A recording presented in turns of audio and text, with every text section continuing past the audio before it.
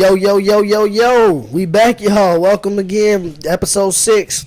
Welcome to Brotherly Differences, where we debate with accuracy, facts, and stats. We back again, y'all. Week 6. I'm Rod here with y'all today. What up, world? What up? Man, I'm happy to be back too. Episode 6. You gonna say we your been name? consistent. You gonna say who you Oh, is? my bad. I'm tripping. I'm tripping. You know, this Mike. Or you, they already know me. Yeah, They but do. we back, y'all. No, this Mike, though. We doing it again. But like we've been talking about, y'all, we need y'all to listen, like, comment, share, subscribe. Go check out the page, man. Comment on there. Listen to some topics, y'all. From now on, we're going to do a better job of putting the layout before, like, we're going to listen to the show, and we're going to put the layout and say, like, okay, this topic went from 5 minutes to 10 minutes, so you could pick if you don't want to listen to the whole thing, and you can see what's interesting to you, because we want y'all to chime in on these debates. We want to see y'all comment on our Facebook page. We want to see y'all comment on the YouTube page. We want to see more involvement with y'all, man. We about to be we being more consistent, man. We giving the people what they want. We finally out here now, so we just need y'all to keep rocking with us. We appreciate y'all. You know, we want to say future thank yous. Thank you to everybody who was rocking with us before. Thank you to everybody rocking with us now. Shout out to Mom Deuce for keeping us with the studio. But yeah, we just wanted to do that on this show because today we got a special show for y'all coming up in honor of the draft that's tonight. You know it's going to be a virtual draft because of everything that's going on. So it's the NFL draft. My Bears don't get a first round pick. Who cares? But yeah, that's true. They don't. They gave it to the Raiders. But yeah, it's the NFL draft tonight. So we got a little bit of a different format of a show. We still got some topics we're going to talk about. I know y'all going to want to hear our topics about The Last Dance because y'all know we Jordan heads. We love MJ. So we're going to chime in about The Last Dance later on. We still got the real talk section. We don't get the stop it'll go on section this week because of the Last Dance special. And then what we gonna do is we got one football topic. I know y'all seen the news about that. We're gonna talk about that here first. We got that coming up. But then after that, we did a format today where we are taking what players have done now and what we know from college or the NFL, and we taking by position. So we rank like 2 defensive ends, 2 running backs, 2 quarterbacks, and we doing either or. So since it's the draft, you know, in honor of the draft, that's gonna be the show tonight. So we got like a list of 5 different categories. We got a list 2 players per category.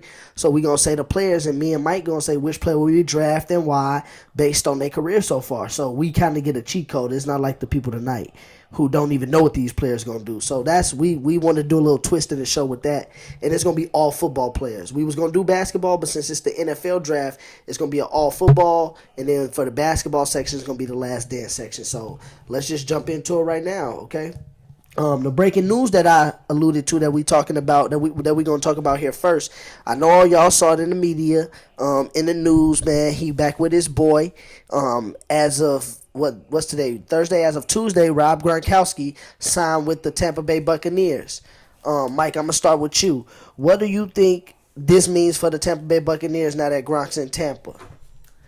Man, I think this is a good pickup. I think Gronk needed a year away from the Patriot way. And they won their Super Bowl. It was kind of ugly, but they won their Super Bowl, and he retired. And I had a feeling he was going to do a Jason Witten and come back. And I think he's in great shape, get away. I think he'll come back refreshed, and I think this is going to help them big time. The question is, you sound like me. The question is, are you going to start him over? I mean, who's leaving, Brate or Cameron? Cameron Brate is the Cameron Brate. Sorry, I'm tripping. Cameron Brate and O.J. Howard. My bad. Cameron Brate and O.J. Howard. Who stays and who leaves, and who's the starter. So with me, I think Gronk should be the starter, and I think he's going to help Tom Brady.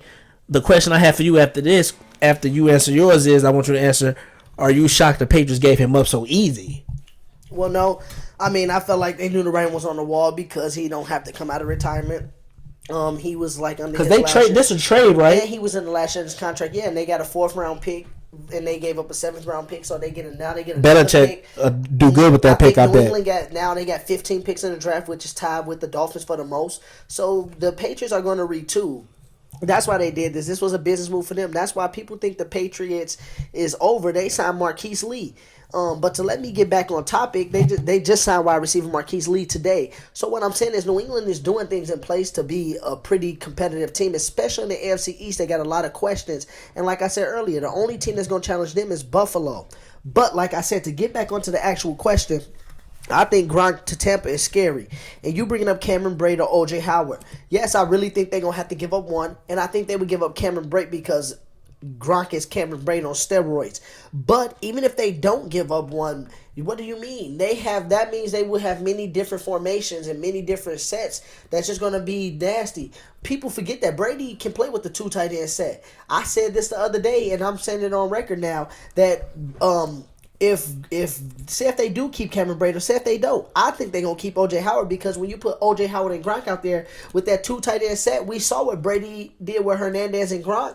Both of them had over, 60 catches and over, 700 yards and over 5 touchdowns. Like, O.J. Howard and Gronk could be that 2.0 because O.J. Howard is the athletic one that can stretch the field, and Gronk is going to do his damage in the blocking game, then release over the middle, and Gronk still get his yak. I mean, his last season, he only played 11 games. He started 11 games, played 13. Still had 47 catches, 682 yards, 3 touchdowns, and he averaged 14.5 yards per catch. So, and then you got Mike Evans and Chris Godwin stretching the field, so the middle of the field is going to have to be that offense will be kind of dangerous. It's up to Brady, really. All the Patriots are really missing is they're going to have to get a running back that suits How's Brady, that offensive line? A pass-catching running back. I mean, it's going to be solid. They're going to pick up stuff. They're going to pick up something in the draft. They need an offensive lineman. But with Tom Brady, he makes those things better because he gets the ball out so quickly. This is not going to be like Jameis Winston.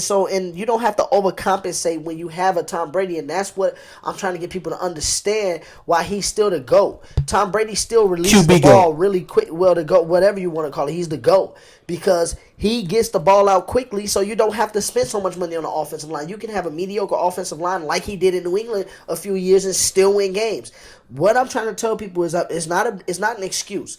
It's where Tom Brady's at in his career. Tom Brady cannot take a bunch of number 2 and number 3 receivers and win the Super Bowl. He can get them to the playoffs like he did in New England last year, but versus these young guns that got weapons that score, he cannot get them to the Super Bowl. This team right here with Gronk now, boy, they something nasty. And if they get a running back that suits Tom Brady's style of play, catching out the backfield, being able to run here and there, they talking about getting that running back out of LSU, that Belair dude. He got 3 names. He was nice. I like him out of LSU. He was a nice pass catching back. They saying that's who the Bucs looking at drafting. I mean, to me, you just got to look at the running back situation and then look at defense. But offensively, I'm not worried about it.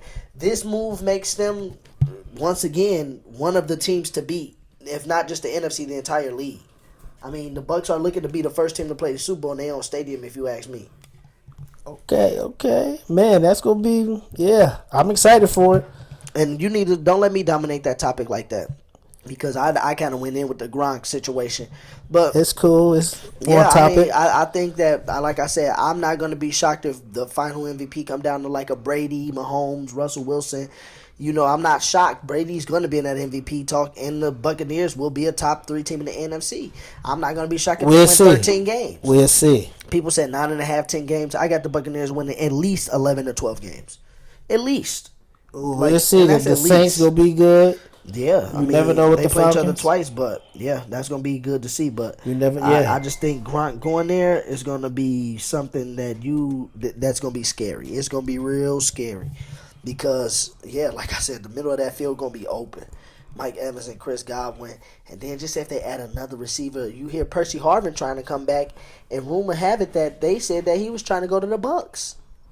And put him in the slot with them too. We don't know what type of shape he in. Well, he told Josina Anderson via ESPN that he had been feeling good. He good mentally. He wasn't in a good space when the last time he played? 2016 for the Buffalo Bills. Yeah. And he had a solid season, but he said he wasn't in a good space. He said now his head clear. See, Gronk only a year removed. But what I'm saying is with Percy Harvin, with that type of athleticism, to me, you use that athleticism, and once he get back on the field, it becomes like riding a bike. Yeah, that's what I believe. And if he in the shape that he say he in, then he only 31, 32 years old. Who knows? And like I said, with this type of team, you put Percy Harvin on that team, oh my God. Brady already played with a Florida alum and Aaron Hernandez. Now, if you play with Percy, Gronk, Chris Godwin, O.J. Howard, Mike Evans, and then a running back you just throw in. And then if you keep Kevin Brady, and then another backup receiver. Yeah. Yeah, no, you might be right. It's gonna be. I can't wait for football. I hope we have football, but I can't wait. But yeah, y'all. Now we finna go into the draft part of the show. How we talked about it. It's gonna be called the either or section, and we're gonna give our points on we draft and who will we draft. So we got a few players here. The first one we gonna start off with. These are the only two players we could choose. So basically, this draft is set up like, okay, we need a defensive end. Boom, the two defensive ends to choose from, Mike, in this first one. Well, the two players to choose from in this first one is two defensive ends. You got to choose from Von Miller or Khalil Mack. In honor of the draft tonight, who are you drafting and why? Oh, hold on, quick. So. No, go ahead. We can start about. So, are we doing who we drafting or who had a better career? It's two different questions. You basically know. To me, you could take So what I'm saying is, take their career, take what they've done now. But we take like the personality and everything. You could just take what they've done now until this point on the field, and you could bring in personality if you want to. But I'm saying, take what they've done on the field, take what you know now, and we're doing a draft. Who are you? Because who do you draft and who are better players? Basically, say if we have a fantasy team. No, to me, who you draft is who you think is better. Like, if you have a fantasy team... In basketball, would you rather draft LeBron over Kobe, right? No. That's what I'm saying. No. Kobe's better. If I have a fantasy draft, and it all depends on where I'm trying to draft. If you're trying to say Kobe or LeBron, I would take Kobe, and to me, you could put KD at small forward and be fine. If Kobe not there, then I would take LeBron. But it all depends on who's there. But if it becomes I think it's a different question. But I get what you're saying. If it becomes the either or, like if I say you got to choose between Kobe or LeBron, that's who do you think is better? Who are you choosing on your team? And that's what I'm saying. Who are you choosing? The either or, Von Miller or Khalil Mack. You got to draft one of these players for a fantasy draft. Okay, yeah. Von Miller or Khalil Mack. Who are you choosing? Don't make it difficult. Go. Who are you choosing? Stick to your guns. Tell the people who you choosing. Von Miller or Khalil Mack. I'm going with Khalil Mack, man. And y'all can say I'm biased all you want because I'm a Chicago Bears fan. I'm gonna go with Khalil Mack. The reason I say that, I will say Von Miller's better all time. But if I'm going by who would I rather draft, I would draft Khalil Mack. All pro at two positions.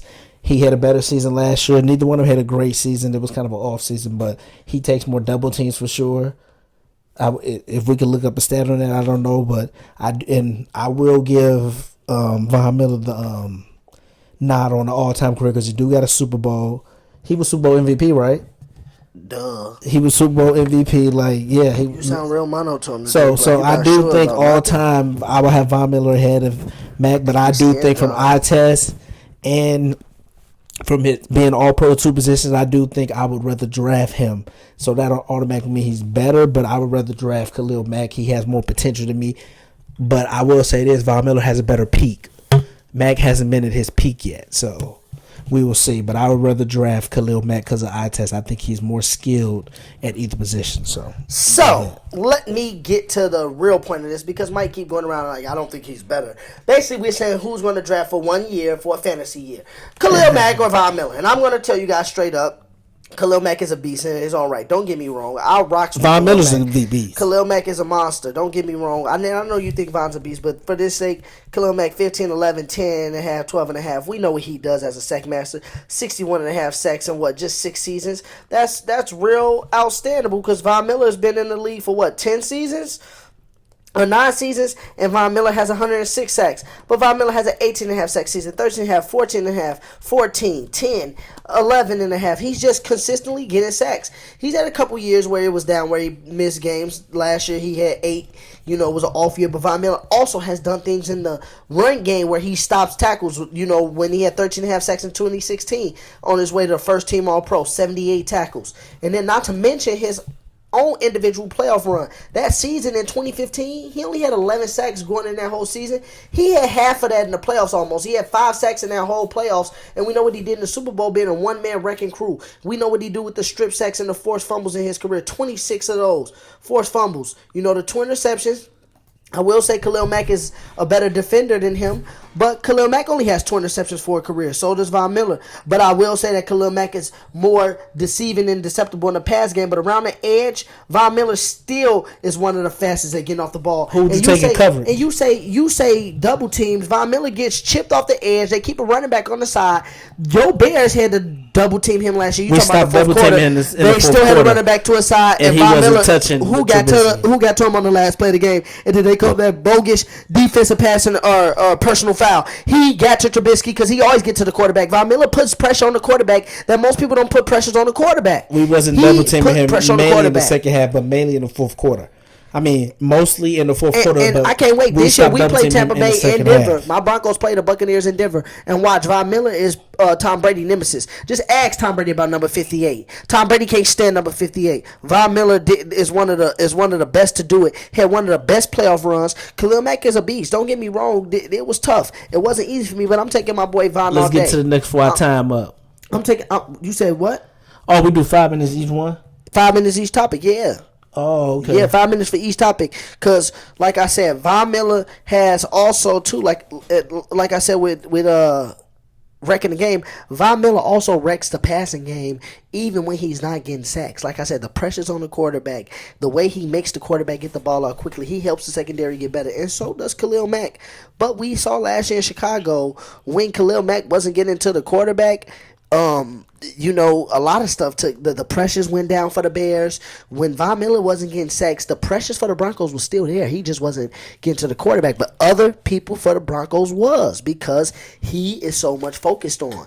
And then if we talk about off the field, Von Miller's swag is just at a different level. That ain't got nothing to do with playing. But we Khalil Mack personality too. I'll give Von the better career. He's been in the league 3 more years, so. Khalil has time, career, but they both did make the all-decade team. So I mean, like I said, these 6 seasons that Khalil Mack had was something to watch, because he only had 6 out of the 10 seasons and he made the all-decade team. So don't get me wrong, he's a dog in his own right. He had multiple 5-sack games, single games of 5 sacks or more. So he's a dog in his own right. But I just think what Von has done over a period of time, like you said, but what he did in that playoff run is arguably one of the greatest runs that we've seen all time. Arguably one of the greatest runs that we've seen all time, and from a dominant defensive standpoint. And I already know people like Morgan, who's a Chiefs fan, and for y'all that don't know, Morgan is a friend of ours in our group. He gonna hate on this topic because he's a hater on Von. He gonna say Rob was biased as hell for this topic. Like, you can't ask Rod about Von. I was like, I said a Philly fan, a Broncos fan. Like, shut up, Morgan, because Von Miller. I said, he impacts games. He's not. I don't think he's a hater. I just don't think he's as good as you think he is. That's all it is. He's not hating. This year, watch what's coming to the league. Because this year, I think that defense going to be even nastier. Bradley Chubb coming back. Alexander got better. We got Jarrell Casey now. That defense is going to be better. Shelby Harris came back. I guarantee you we be a top 3 defense. I'm going on record right now and letting you know we will be top 3 defense in Bronco Nation. Talking about Von like he crazy. I hope my guy get better from COVID. He got it last. He tested positive for it. What day was that? Last Tuesday or Thursday? He tested positive for it a week ago. So I hope Von doing good here in our prayers. But Von, get better, man. We'll see you this season. But yeah, I'm taking Von. Big bro taking Khalil Mack. All right, let's move on to the next topic. Hey, we did something for you Minnesota fans, because look, I love the man. He was a highlight reel with his own. But let's get going. Hey, that was just the heat of the battle. Somebody need to come tell Mike to wake up, y'all. I don't know what's up with dude today. He need to wake up, because I'm turning up right now today. Because I got stuff to say. And we ain't even got to the topic that I want to get to and talk about. It didn't matter who you really pick it. I feel like matter who you pick. Blah, blah, blah. I need some. As time goes on, I'll turn up once we get to the real good topics. Yeah, okay, we'll see. No, these some great topics though, but all right, let's go. The next players, we gonna move over to the offense side of the ball, to the wide receivers. Y'all know these 2 guys. Some people call them head cases. You could call them highlight reels. You could call them, whatever you playmakers. You could call them team detriments. Whatever you want to call them. You can't call them a scrub. So who you taking? Randy Moss or Terrell Owens? Who you drafting? Man, I'm going with Moss. And I'm going to say this, though. It's closer than I thought. They was always my number 2 and 3. I had T.O. 3, Moss 2. But man, I did not know T.O. did what he did in his career. Like, I knew he was a beast, but I'm saying he actually got more solid. He got more yards and catches than Moss. Moss has more touchdowns, 3 more touchdowns. But man, and then single seasons, Moss has him in touchdowns and yards. They're about even. They both get 10 1,000-yard receiving yards. So they're about even there. It's just Moss got the touchdowns. But I think I'm going to go with eye test also with Moss. He was just faster. I would say T.O. I wouldn't say who could catch better. T.O. You should drop passes. I would say T.O. better route runner. I give him that. But I'll give Moss with the speed, and he was just more electrical on offense for me. But yeah. T.O. was great too, though, so it's close. But I'm gonna go with Moss. Yeah, I can't argue with that. Like I said, Moss was a highlight reel. I remember when we first started watching football. Jerry Rice, the GOAT wide receiver. Living in Chicago, you just had to throw that in there. I remember we lived in Chicago. We would see game breaks of just Randy Moss putting his hand up, snagging over 1, 2, 3 people even. He was basically Calvin Johnson before Calvin Johnson. I mean, a lot of Minnesota fans are gonna be happy with me because I love me some Randy Moss, but for the purposes of the draft, you know what I like like I said, man, I like versatile people that could be a beast at a main thing, but then they could just do everything else so good, and I feel like that's what T.O. could do. Yeah, Randy Moss was more of a highlight reel. Randy Moss was more the big play here, boom, bomb here, touchdown, boom. But T.O. could just give you he was like a Swiss Army knife. T.O. could beat you deep, and we talk about speed. I don't know who was faster. Randy Moss was probably fast at the beginning, but I don't know. T.O. had some speed, but no, T.O. get off the line of scrimmage. Then T.O. could take a slant 90 yards. Then T.O. could take a hitch about 90. And then T.O. could go over the middle, absorb contact, go over the middle, catch the ball in traffic, where sometimes it was said that Randy Moss wasn't catching balls that was not where he had to fly down the field. What did that dude say about Nelly and Longest Yard? Moss was like that. He make fast people look not so fast.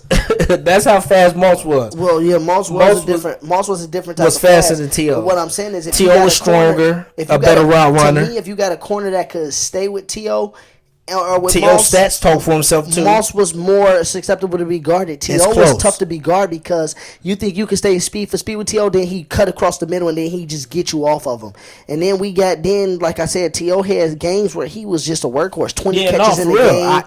Moss gave it to you, like I said, all in one, but T.O. gave it to you everywhere on the field. There's no wrong answer to me, and I think T.O. It's close. T.O. think he's better than Moss too. It's real close, but and then I also say when they got older, like if you look at T.O. last T.O. might have been better as they get older. With Cincinnati, his last year, T.O. had 72 catches, 983 He played better than Chad Johnson and 9 touchdowns. That's what I'm saying.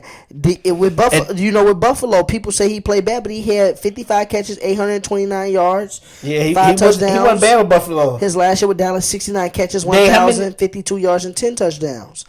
With Cincinnati, 72 catches, 983 yards, and 9 touchdowns. That's arguably better than his last year in Dallas. His last year in Dallas was 69 catches, 1,052 yards. So he had 60 more yards, but he also had 1 less touchdown. What did T.O. get his rookie year? Moss had 1,300 yards for 17 touchdowns. Yeah, T.O. rookie year, he started off he had 35 catches for 524 touchdowns. Moss had 1,411 touchdowns his second year. T.O. big coming out year was... What's T.O. highest in one season? Moss got 1,632. T.O. big coming 17 touchdowns. T.O. big coming out year was 2000 and that was his biggest season. 97 catches, 1,451 yards, 13 touchdowns. Then the next year he had 1,412 yards, but 16 touchdowns. Yeah, Moss highest yards is 1,600. Moss got a 23 touchdown year. Yeah, T.O. led the NFL in touchdowns 3 times. Randy Moss did it 4.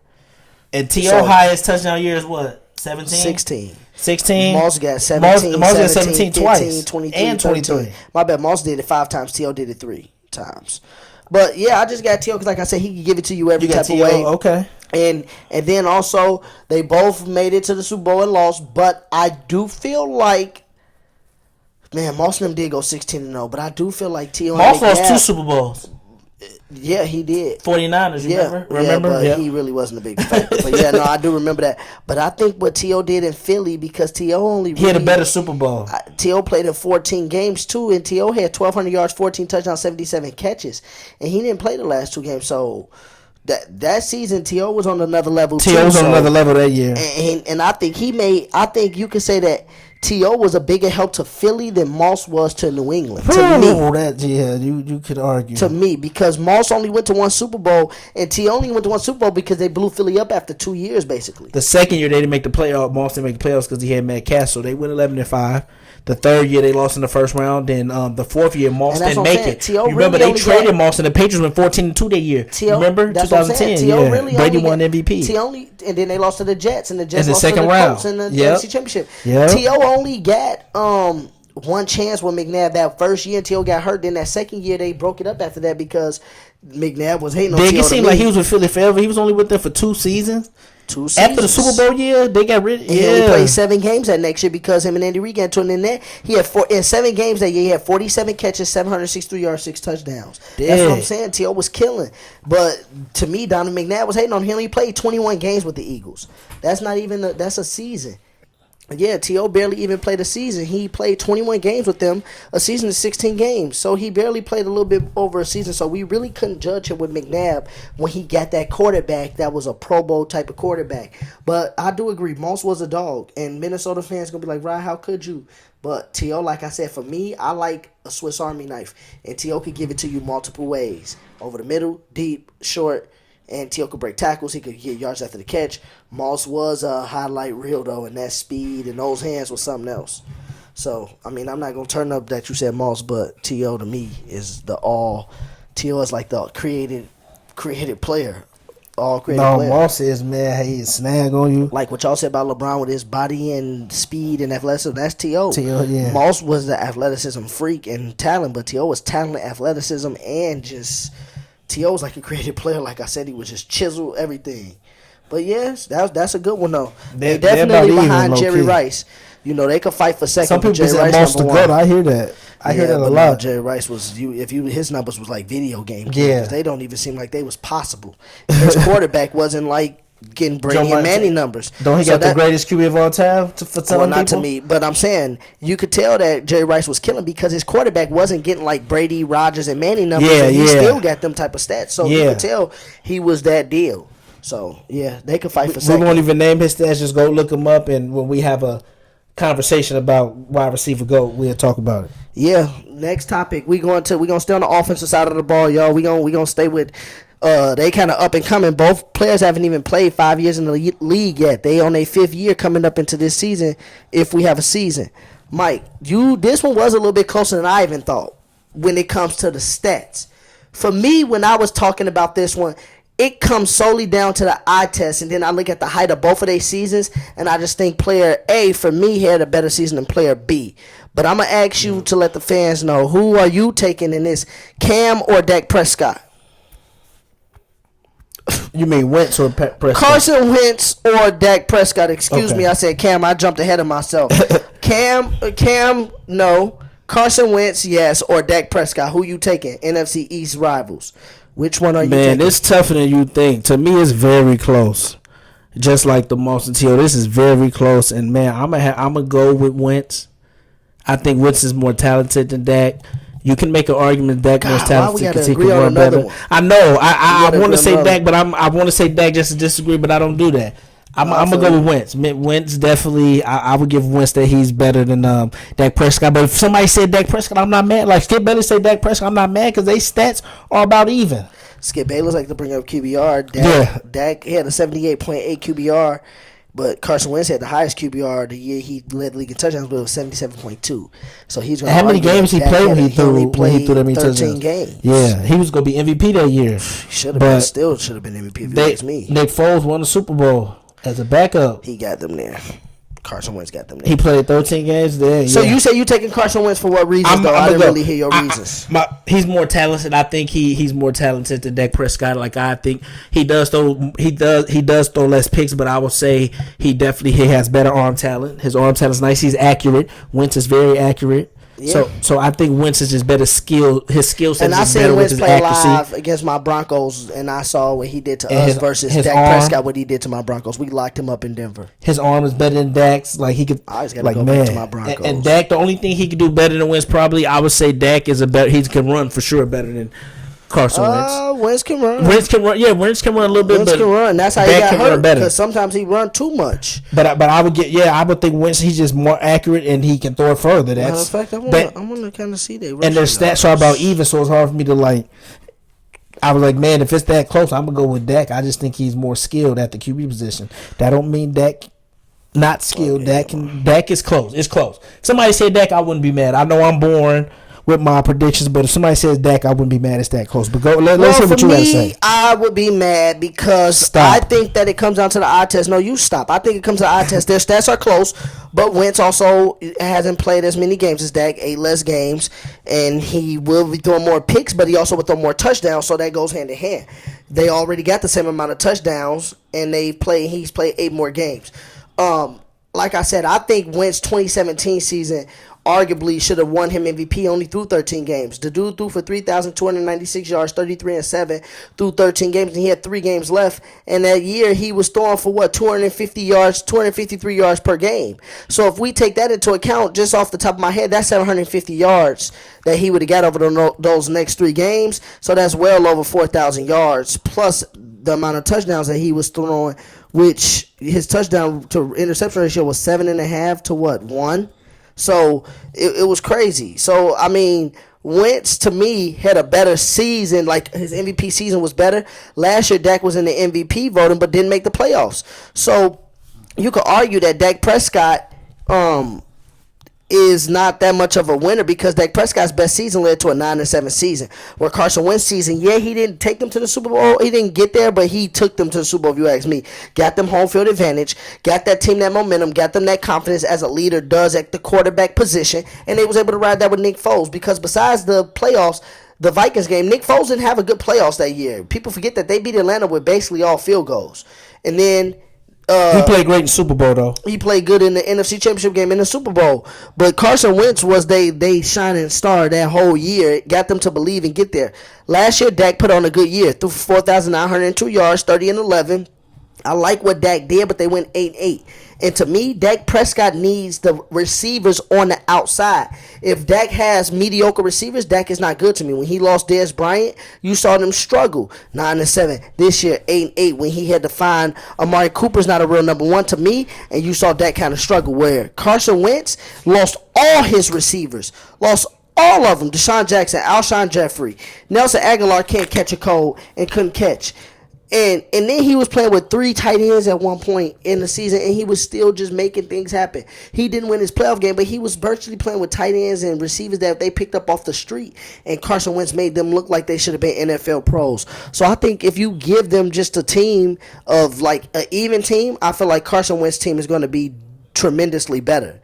Dallas has a better team because Ezekiel Elliott is a beast, and then what Dak Prescott has around him, which make Dak's numbers look good. But Carson Wentz to me has done more with less. When you look at the eye test, his Super Bowl team was good. The year they won Super Bowl, that team was good. The only knock on Carson Wentz to me, that team was good. Alshon Jeffrey was pretty good. Alshon Jeffrey. What did Alshon do with Nick Foles? Don't act like Aguilar. Like they not big names, but don't act like they wasn't. Go look up Alshon Jeffrey's stats. Zach Ertz a beast. He had Zach Ertz the last 2 years. Go look up his stats them last 3 games without Carson Wentz. I'm just Nick saying Foles kind of struggled. And look what and besides in the Super Bowl when they was going after a backup cornerback because Malcolm Butler didn't play, look what he did. He got Riley Cooper. And he had Riley Cooper. I'm just saying, to me, with the eye test, I think Wentz does a little bit more. I agree. He's more skilled, so I'll give it to Wentz. Dak is way better the one thing that Dak has over him is Dak's more durable than him because Wentz does get hurt. Dak's been more durable than him. That's a good point. Dak's been more durable than him. But I mean, Wentz has had only 2 seasons where he missed games, and one was because of the injury. But he also has played 2 seasons of 16 games, so it ain't like he just missed games. Who got more playoff wins? Who got more wins in the playoffs? Oh, Dak. I don't even know if Dak got any playoff wins. Dak got a playoff win. They had to play the Rams in the second round. They beat Seahawks in the first round. Oh yeah, okay. So Dak got more playoff wins. The Eagles get a playoff win this year. Who they play? Oh yeah, no. Foles beat the Bears. Yeah, Foles beat the Bears. He only had 1 game in the playoffs, and he didn't get to finish it.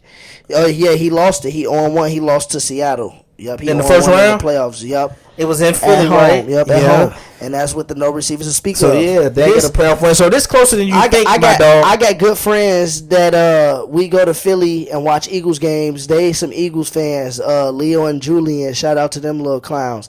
And then I got one of my guys I went to college with. He from Milwaukee. His name Brian Robinson. And this dude, just like all good teams, he's a Cowboys fan. And they gonna like this topic. But yeah, man, I'm sorry, Cowboys fans. I'm taking Wentz over Dak. Yeah, I just think that Dak got more to work with, but I think more with less Wentz. I'm taking Wentz. Man, we need to disagree. I hope we disagree on this next one. I think we will, but we need to disagree because I can't expose you when you sit up here doing my research. We're gonna disagree more on basketball stuff. You sit up here We're doing gonna disagree more on doing basketball my stuff. research with me. I can't disagree with you. Like Draft you've been started too, learning. I think. I'm happy you've been learning. Yeah, the draft should be starting. Let me see. Let's give y'all an update on this draft. And see. First pick probably be in about 10 minutes, probably. We'll see. No, first pick already didn't happen, boy. It's gonna be Burrows. Was it 6 Eastern? 7 Oh, it was 7 Eastern? Should've started at 7. Bengals on the clock, so yeah, they haven't They picked haven't yet. picked yet. No, But they on the nobody clock. picked yet. We're gonna keep y'all updated on that first pick.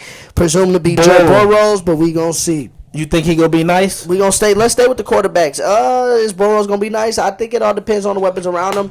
AJ Green just look like he's standing there. They got Joe Mixon. So Cincinnati do get some weapons in place. I really think that's gonna help him. That he got some veteran leadership there to help him get It's gonna take him started. a couple years, and they though. got an offensive minded coach in Zach Taylor. I think that it might take him that by that second year. But if Joe Burrow show what he showed in college, the ability to get the ball out quickly like a Tom Brady, and he has a big veteran weapon. I think the big production. Oh yeah, and then we forget about Tyler Boyd. Tyler Boyd is over there. The big thing for the Bengals is this. For Joe Burrow is this. If AJ Green can stay healthy, and Tyler Boyd is healthy, and they got Joe Mixon, I'll say this: the Bengals could be threatening for a wild card team. The NFL His now rookie, pushed you for talking about 7 next year? teams. His rookie year? Look, because I'm gonna tell you like this: the Bengals is one of them teams right now that if you look at it on paper, people say, "Okay, Ryan, you tripping? They got the number 1 pick." But I could see the Bengals being like an 8-8 team because what I'm saying is AJ Green missed all of last season. You look at what Tyler Boyd is. Tyler Boyd is 1,000-yard receiving, 10 touchdown receiving. Darius is happy about this. Tyler Boyd is 1,000-yard receiver. A 1,000-yard receiver with different quarterbacks in there because Andy Dalton was hurt last year. Andy Dalton is still there for now, so you can learn under Andy Dalton whether Andy Dalton He is will the go to backup. Patriots, I'm right? saying Andy Dalton might be the backup or not. Andy Dalton may be the backup. You can learn under Andy Dalton if Andy Dalton the backup. Even though I don't think much of dude. Long as Dalton ain't dude playing, throw you touchdown good. passes. Burrow has a lot of veteran leadership in place to help him be good right away. Is my point. I'm not saying that Cincinnati just gonna be good because that division gonna be tough. I think Pittsburgh gonna be better with Roethlisberger coming back. The Browns is gonna be better this year with their second year, and we know with the Ravens how electrifying they is, and we're gonna talk about them kind of next. But I think the Bengals is gonna shock a few teams because, like I said, he has weapons, and if he cannot turn the ball over and learn as quickly as possible on the fly due to this pandemic stuff, I think Joe Burrow will be set up to have a solid, successful rookie season because of the weapons he have around him, the veteran leadership he has around him. And then don't forget, Autumn Tate came on last year, so he has weapons, So I think that Burrow can have a solid year. That's if everything goes right. I really do. I really do. So. Yeah, we'll see. I got some faith in the young pup because, like I said, we didn't at LSU and the SEC. He showed me some things. He definitely showed me some things, and people say, "Well, right, he had all those weapons," but that's my point. He going to Cincinnati with some weapons. I think he gonna have a Murray type year. AJ Green, Murray, like Murray. I had can see last that, year. but they was 6-10, 7-9, and AJ Green is gonna be healthy because he didn't play at all last year. he too. got. So he keep got that a in nice mind. break. So we'll Keep that see. in mind. But let's go on to the next topic. Let's talk about the topic quarterback in his division that he gonna see twice every year if he get drafted by the Bengals. Let's go. Who you taking, Cam Newton or Lamar Jackson? At this point, I'm definitely taking Lamar Jackson. I'll take Lamar Jackson. Because of the injuries and uncertainty. Cam, you taking Lamar? Andrews and Cam. They both got MVP, but Cam do got the Super Bowl, so I understand if somebody took Cam, but I'll take. After 2 seasons of seeing Lamar Jackson, I think he's going to replicate this, so I'm going to take Lamar Jackson if I had to draft between him and Cam. Cam is a great quarterback, and I think if you want to say take Cam, I'm fine with that.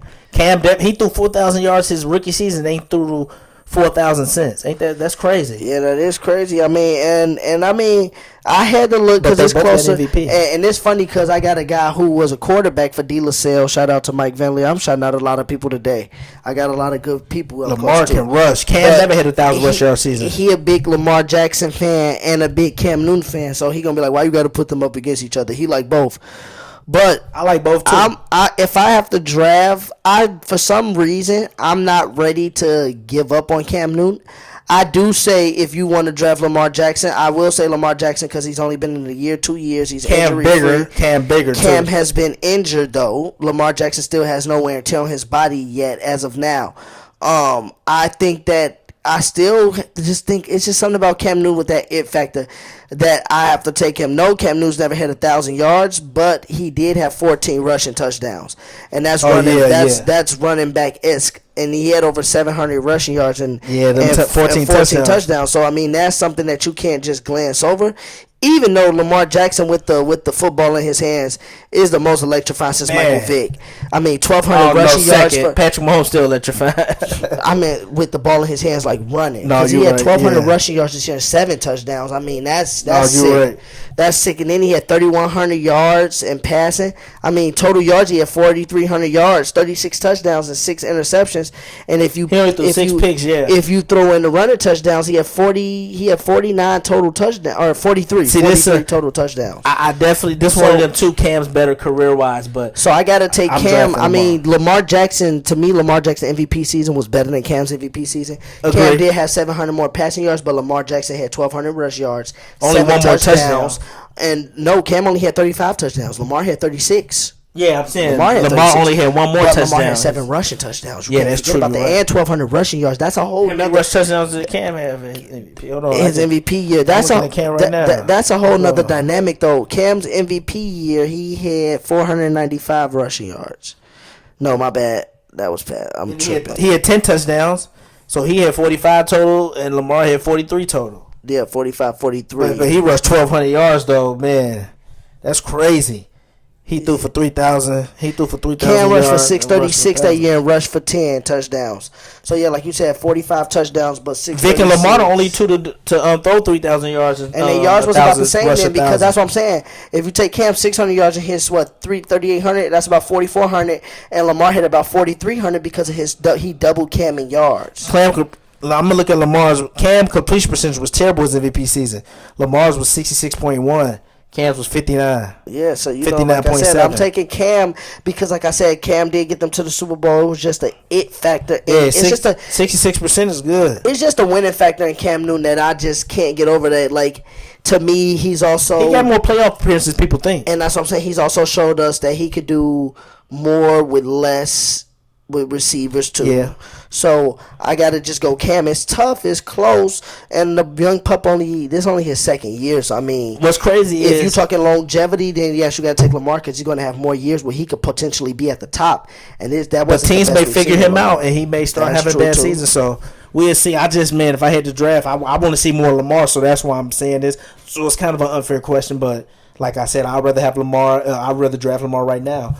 If I'm wrong, man, I'm gonna have to admit it one day. So. But yeah, and I really want to see Cam Newton get picked up here, though. If we talk about that, I want to see Cam get on the team and be able to compete for a job because I think it's a few places he can compete for. Jacksonville is one of them.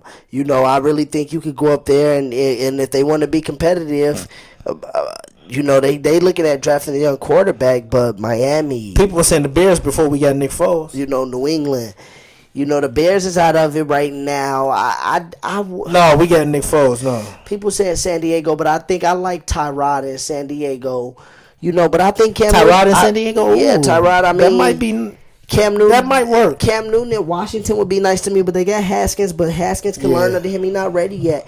Cam could go there. So I think it's a few spots. Washington and Jacksonville are probably the ones that jump out at me if I had to like really say Lions. Where could you say I'm going? Well, they got Matt Stafford. I think the Lions. I think if the Lions wanted to get another quarterback in there, they're gonna have to get somebody younger because Cam and Stafford kind of the same. They both got years on them. They both got wear and tear on them. So you're not gonna get rid of Stafford and get a quarterback that's older than him or just as old. old as him. You gonna go get a younger face, somebody who you feel like you could rebuild with, you could start over with. I think New England, Jacksonville, and the Redskins Bengals picking in 8 minutes. kind of makes sense to me. Well, they're gonna pick before that. They got 8 minutes to pick, but this online stuff, who knows with the virtual stuff? Yeah, that's true. To get back on to finish on Cam, yeah, I think it all depends. I think it's gonna be a team who feel like they just need a little bit of oomph to get over the hump. You know, a little bit of Cam Newton to put them over the hump. Who knows? I mean, Tannehill had a good year in Tennessee, but Tennessee would be a job I could see him going to be a backup in. And if something happened to Tannehill, Lord forbid it, I could see him step into that and do what Tannehill did last year.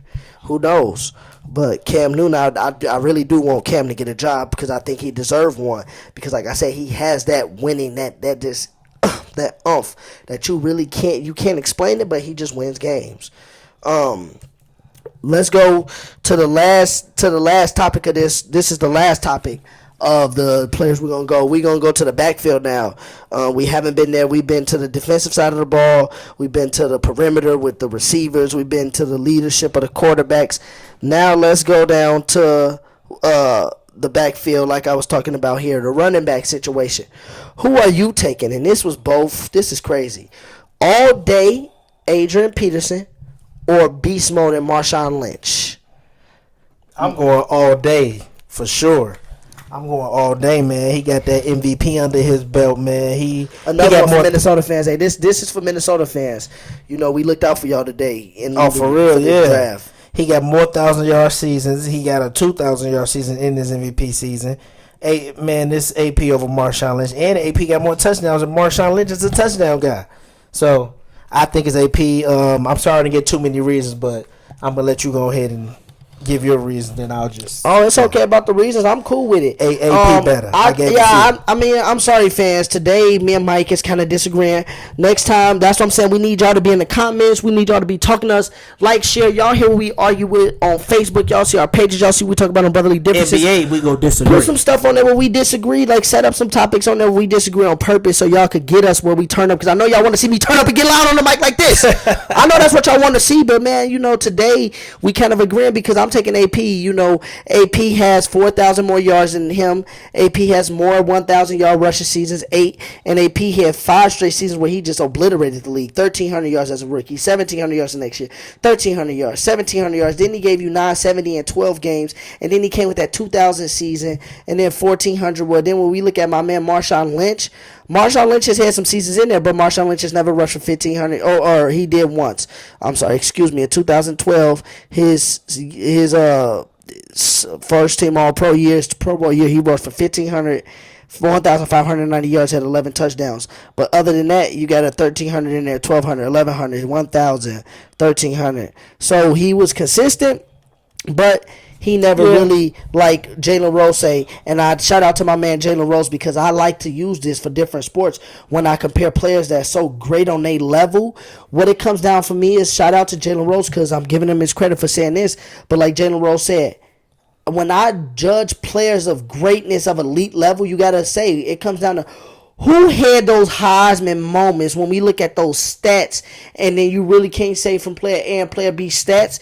Then we got to go to what we call that eye test. Then when you look at that eye test, the way you just the eye test, like Jalen Rose put it. Eye test subjective. The way Jalen Rose put it, no. Like Jalen Rose put it is subjective because you can look for certain things, but like Jalen Rose said, it's not subjective from when we go to the playground, when you see 10-year-olds playing, you say, okay, man, that kid just got it. Who had the Heisman moments? And that's what AP had in his career from that game he had, that historic game he had at Soldier Field with the 250 plus yards. Don't remind me. I was watching that game. That was my senior year. The game he had, 2007 season. The season he had in 2012 alone. Peyton Manning was my guy, but now that I look back at AP had 131 yards per game that year. That is video-like numbers. He was 9 yards away from the record. And like you said, you brought up off air, Marshawn Lynch never had a 100-yard per game season. AP did that. AP did that. What? 1, 2, twice, and then he had a 92, 95 that led the league. And Marshawn Lynch got 99.4 is his high. 99.4 is his highest. Then he never got back in the 90s again. Well, AP did it 4 different times.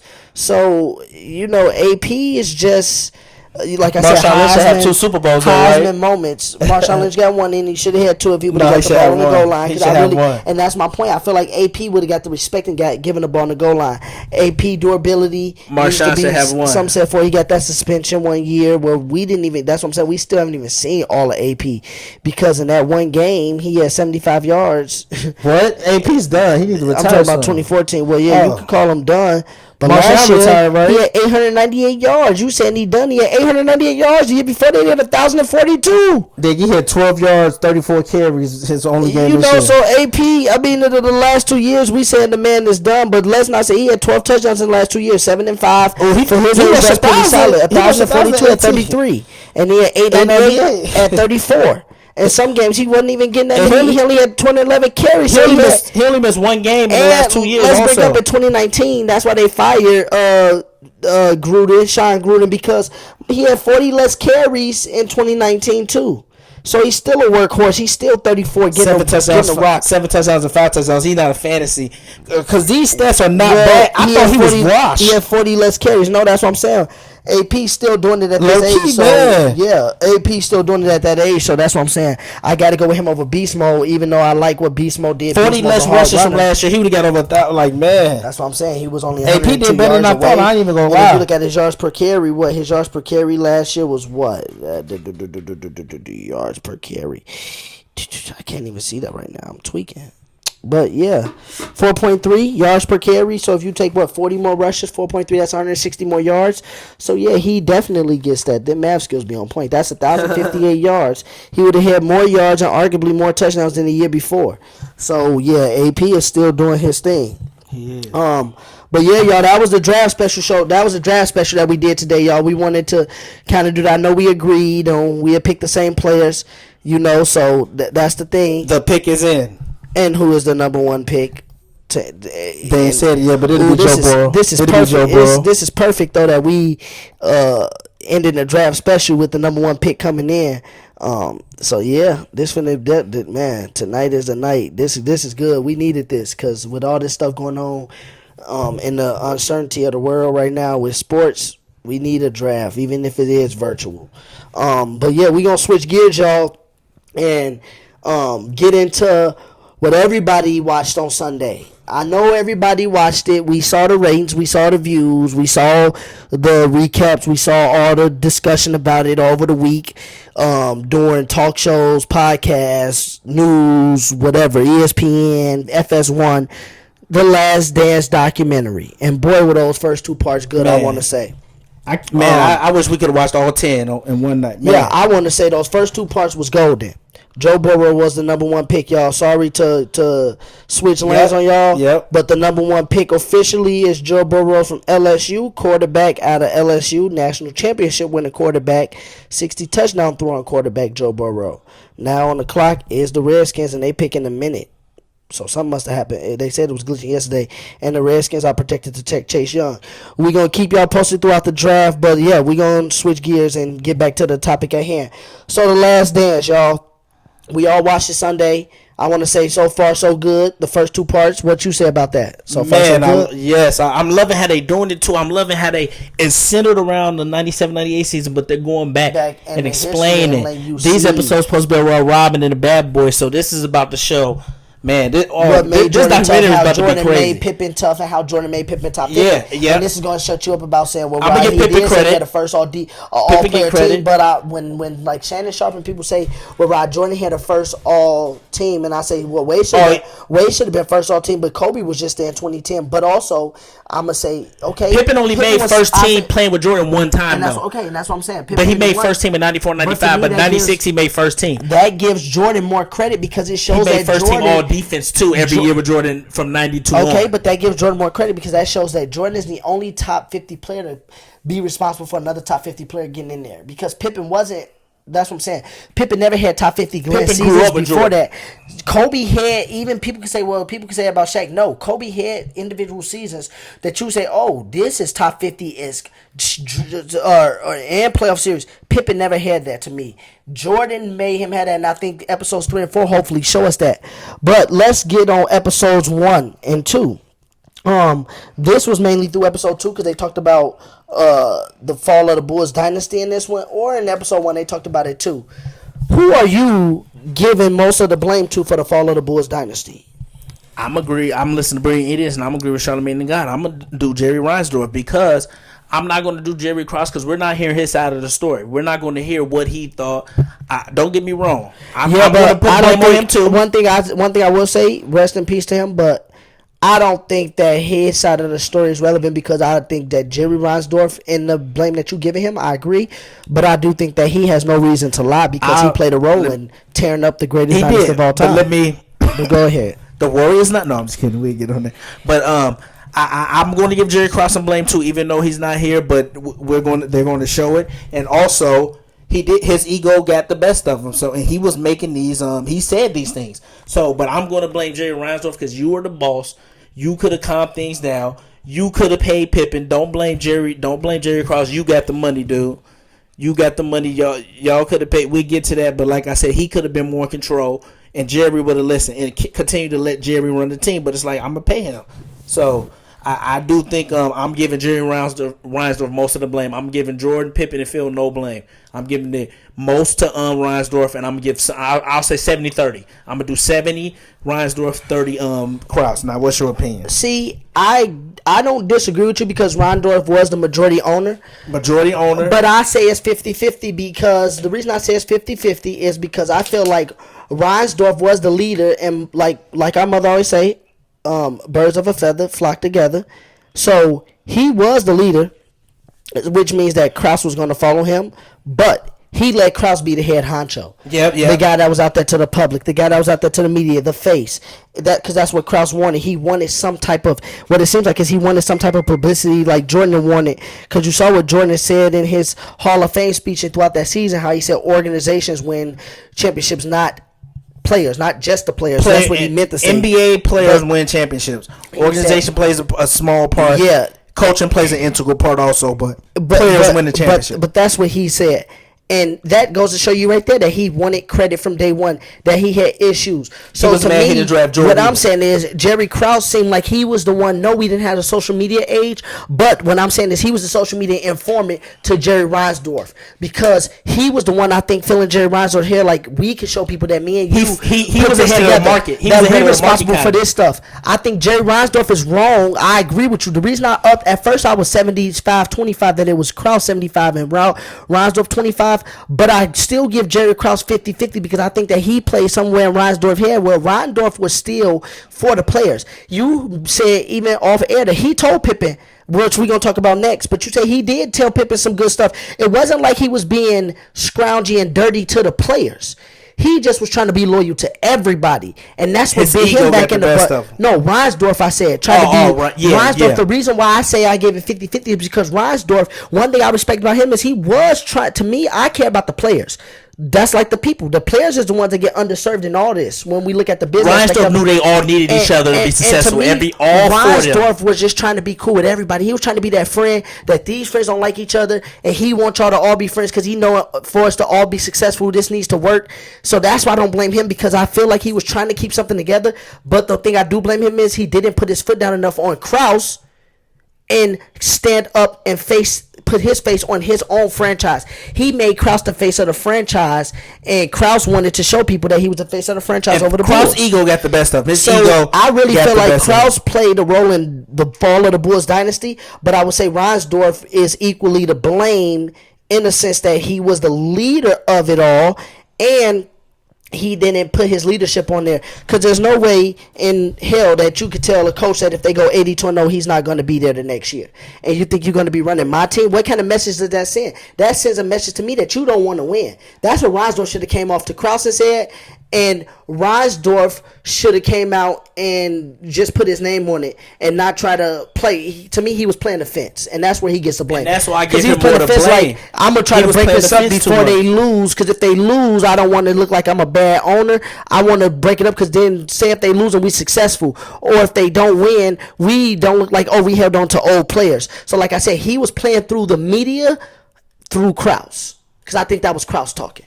So I do agree that Reinsdorf get blamed, more blame than I was giving him when I first saw this, but I still give Krause the fall because Krause was jealous. I don't think Reinsdorf was jealous of the players. I think Krause was jealous of the players and Phil Jackson. Reinsdorf wasn't. He just didn't put his foot down and stop Krause. Let's move on to the next topic, and we kind of alluded to this in Scottie Pippen. Okay, let's talk about Scottie Pippen. Do you think that Scottie Pippen was wrong for the way he handled the 97-98 season? Man, I to be honest, I don't. It's a tough opinion because as a player, I kind of would agree with him.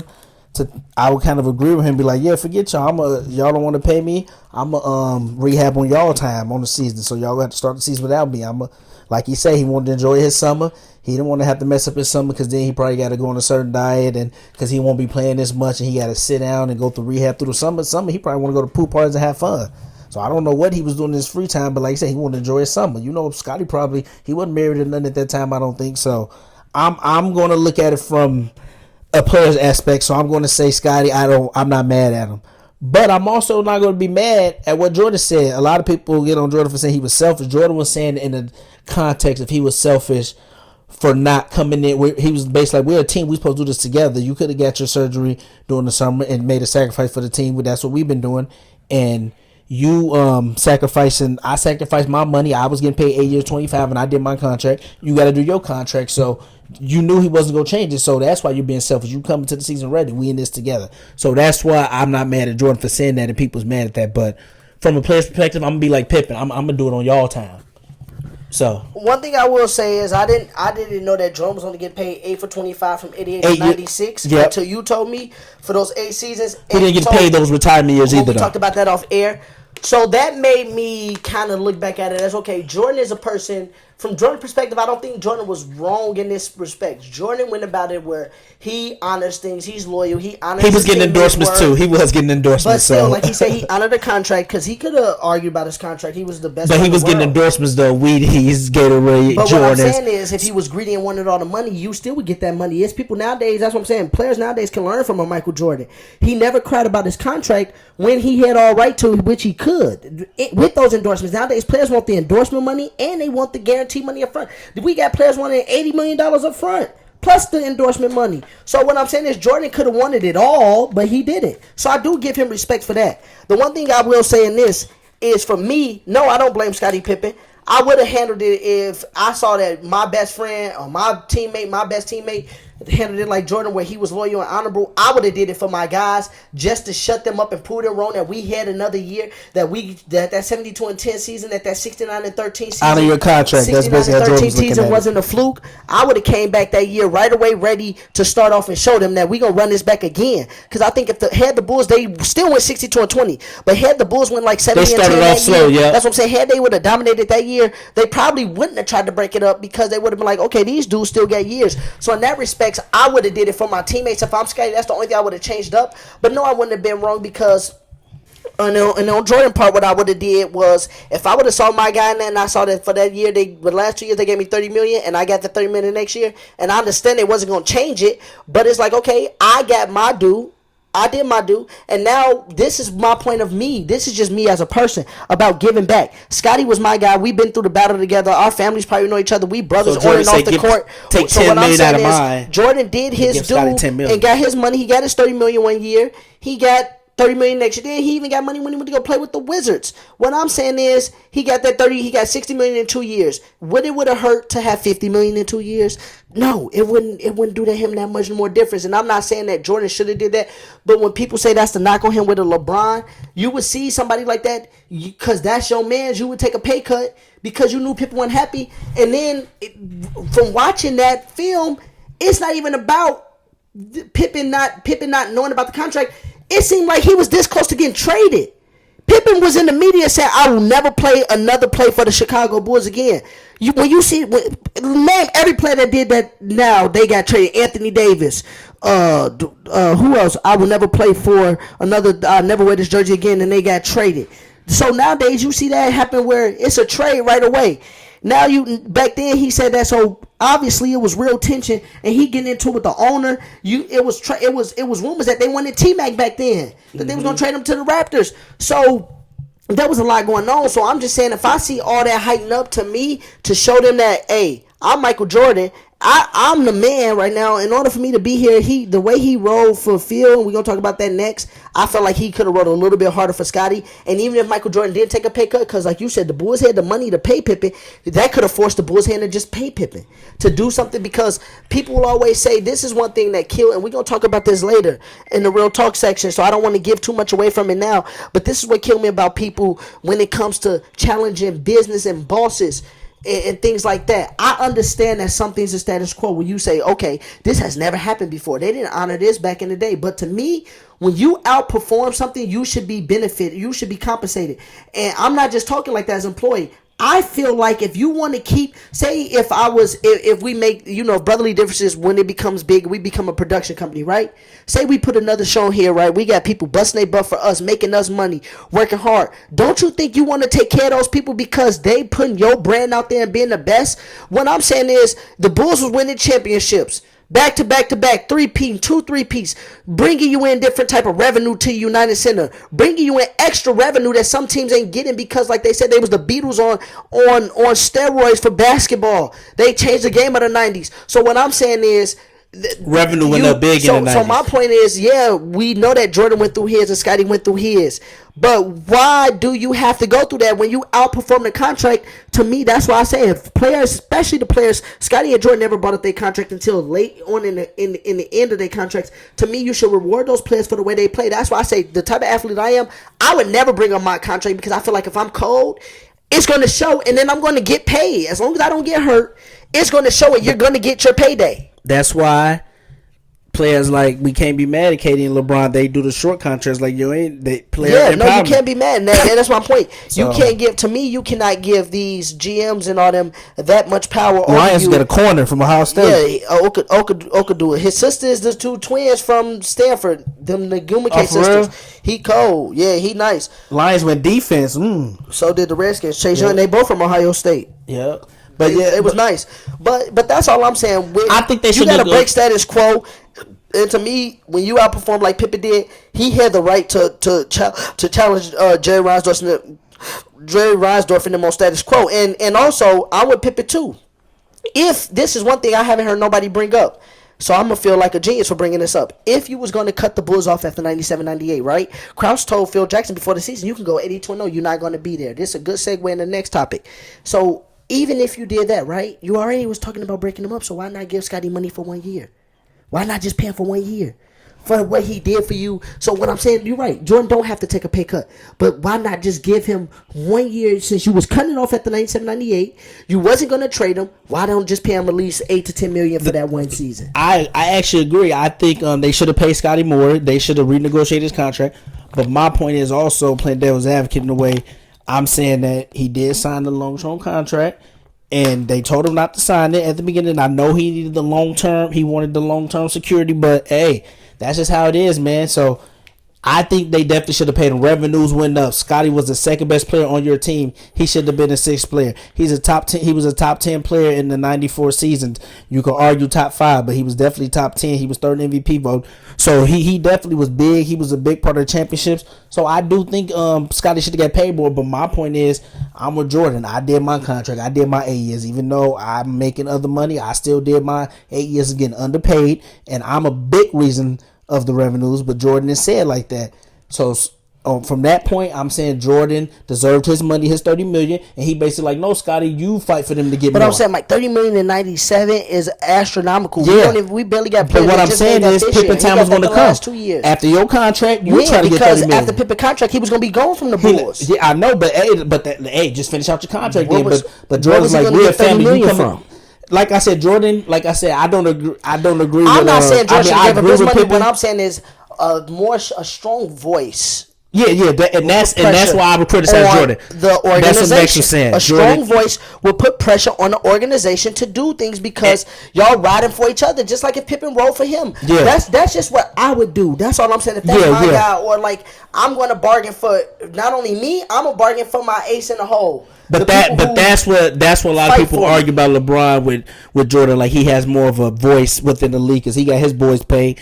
Jordan didn't get his boys paid. Jordan could have definitely got Pippen paid more. I agree with that. But like I said, Jordan's probably thinking about it. I did my contract. I was getting underpaid. You got to do yours, dude. So that just goes to show you, and this is why I tell you I feel like, man, this is kind of off topic. This is a segue into the next section. But this is why I tried to tell you I feel like the Bulls will go 9-0. It's not so much about skill. Do you know how mentally tough this team had to be to know that all this was going on and to still be able to perform on the court because they played for some shady management. Jordan said in that documentary, he said it started when they was trying to play to lose because he broke his ankle and he was like, no, I'm trying to get to the playoffs. And when they saw the standards, Jordan said he felt like they could have even probably got a little bit of a higher seed, but they was trying to give up in games, making him only play a certain amount of time. And a lot of people bring up he went 9-9 when they get back, but I'm like, dude, you saw he was only playing 14 minutes and stuff. So and that one game they barely won to get in the playoffs because Paxson hit that shot, and Paxson, I don't even know how I hit that shot. So that's what I'm trying to tell people how great context is key. You're looking at the context of things, and these next two episodes are really about to show a lot of context. So the next question is a good that was a good little segue into this next question. So throughout that dynasty, who would you say, even though we putting the blame on, who would you say did a better job, Jerry Krause or Phil Jackson for the Bulls in their roles? Who did a better job? I'm gonna go with Phil Jackson. They both with that, huh? You ain't that. They both get credit though. They both get credit. They both get credit because Jerry Krause did do the research on Pippen. He did it on Grant. He did draft him, so I do give him credit for that. I know he wanted to draft Jordan, but he didn't. He did the trade, but I'm going to give Phil more credit than Jerry Krause. If I had to do a percentage between just those two, I would give Phil 65-35 because Phil had to put it together also. He made it where, like, okay, your best player has been dominating the ball. He gets most of the shot, but we're not. This is a championship team. So basically, what he did is put in his offense, put in the triangle. He was like, you can still lead your league in scoring. I think you can do it. You can still be an All NBA first defensive team, but you got to let this guy play his game. So you play off ball more. You'll still get your shots, but let him play the ball more. So I think Phil put it together. He knew how to deal with personalities better. So that's why they respected Phil more than Jerry Krause. So I give Phil 65-35. I would love to hear who you think. I say Phil did his job way better, and I think it's 90-10. Woo! Because I think he got lucky with the Scottie Pippen. Because first they traded up to get Scottie. And Scottie was the fifth pick. And Scottie wasn't, and they traded he got traded. Yep, Olin Polynice, the Bulls had the 21st pick, but that Bulls Olin Polynice probably would have been a beast with Jordan. You remember they said the day before. And Scottie was at Central Arkansas, but nobody knew that Scottie was going to do what he did. He had a nice senior in college. You know, he came onto the scene. He blossomed late, but I give Phil more credit for Scottie because, like you said, you just brought it up. Scottie came off the bench. Phil learned how to utilize him, learned how to make him and Jordan, and this is why I think my philosophy of basketball is the way it is, because I think if you get two dominant wing players that got that 6'6", 6'7" length, and they long and they both can play both sides of the ball, I think that's more dominant than having a big in the guard or two small guards or two big towers. I think if you got two guys that can play the perimeter, that's mid-sized guys, I think that's the most dominant foundation you can have in basketball. So like you can have a 6'6", 6'7", a big and a little. I think if you got two 6'6", 6'7" like Scottie and Jordan, and that's what Phil Jackson played in his head, and that's why they were so dominant, because they locked up the perimeter. The perimeter is the most part of the court, and Jordan and Scottie took up a long part of the perimeter. So I give Phil that credit for being able to see that in Scottie, who wasn't what Scottie was. And that's why I say Jordan gets credit for Scottie being top 50 player of all time, because Scottie wasn't that. He was coming off the bench, scoring 7 points per game, not playing in games because he had headaches and migraines and things like that. He got tougher through Jordan and Phil Jackson's system, and it taught him how to play. That's why when Jordan left, he became in the MVP voting with Phil and things like that. Prime. He was still able to be better. So, and Jerry Krause, after that, what did he do? He didn't get any draft picks. He resigned in 2003, and the Bulls was terrible those 4 years. Yeah, they got a few trades here and there. He drafted Jay Williams. That he was able to pull off, trading Cartwright for Oakley. Jordan wasn't a fan of that. You mean trading Oakley for Cartwright? And then Jordan was mad about that. Then he got Dennis Rodman, and then he got Ron Harper and them over there. So he did do that, and he was in love with Tony Kukoc, like they said. But it was like they meshed because of Michael Jordan. And that's why I say that and Phil Jackson. And that's what Michael Jordan knew. He said, if Phil not coaching, I'm not playing. People using that against Jordan, saying he can't play without a coach. He definitely can play without a coach, but that goes to show you that Jordan, it wasn't just about coaching. Like I told you, in this next episode coming up, that's why I'm excited to see this. Because when we talk about Phil, the reason I think Phil did a better job, Mike, is because, like you said, Phil know how to manage personalities. Phil knew he could we don't know what happened so far with this Dennis Rodman saga yet, but Phil let him go on a trip mid-season because Phil knows in order for Dennis to be successful, he might need this break during the season right before All-Star break. Phil knew how to do it. Personality is perfect. He might need to come back because we go hard here in Chicago.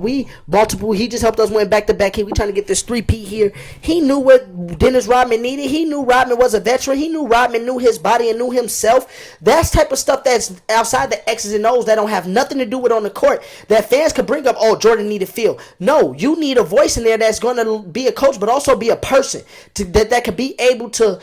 Man, I can't wait to the Real Talk section later, y'all, because we're going to talk about this that with the people, and that's coming up after this next topic.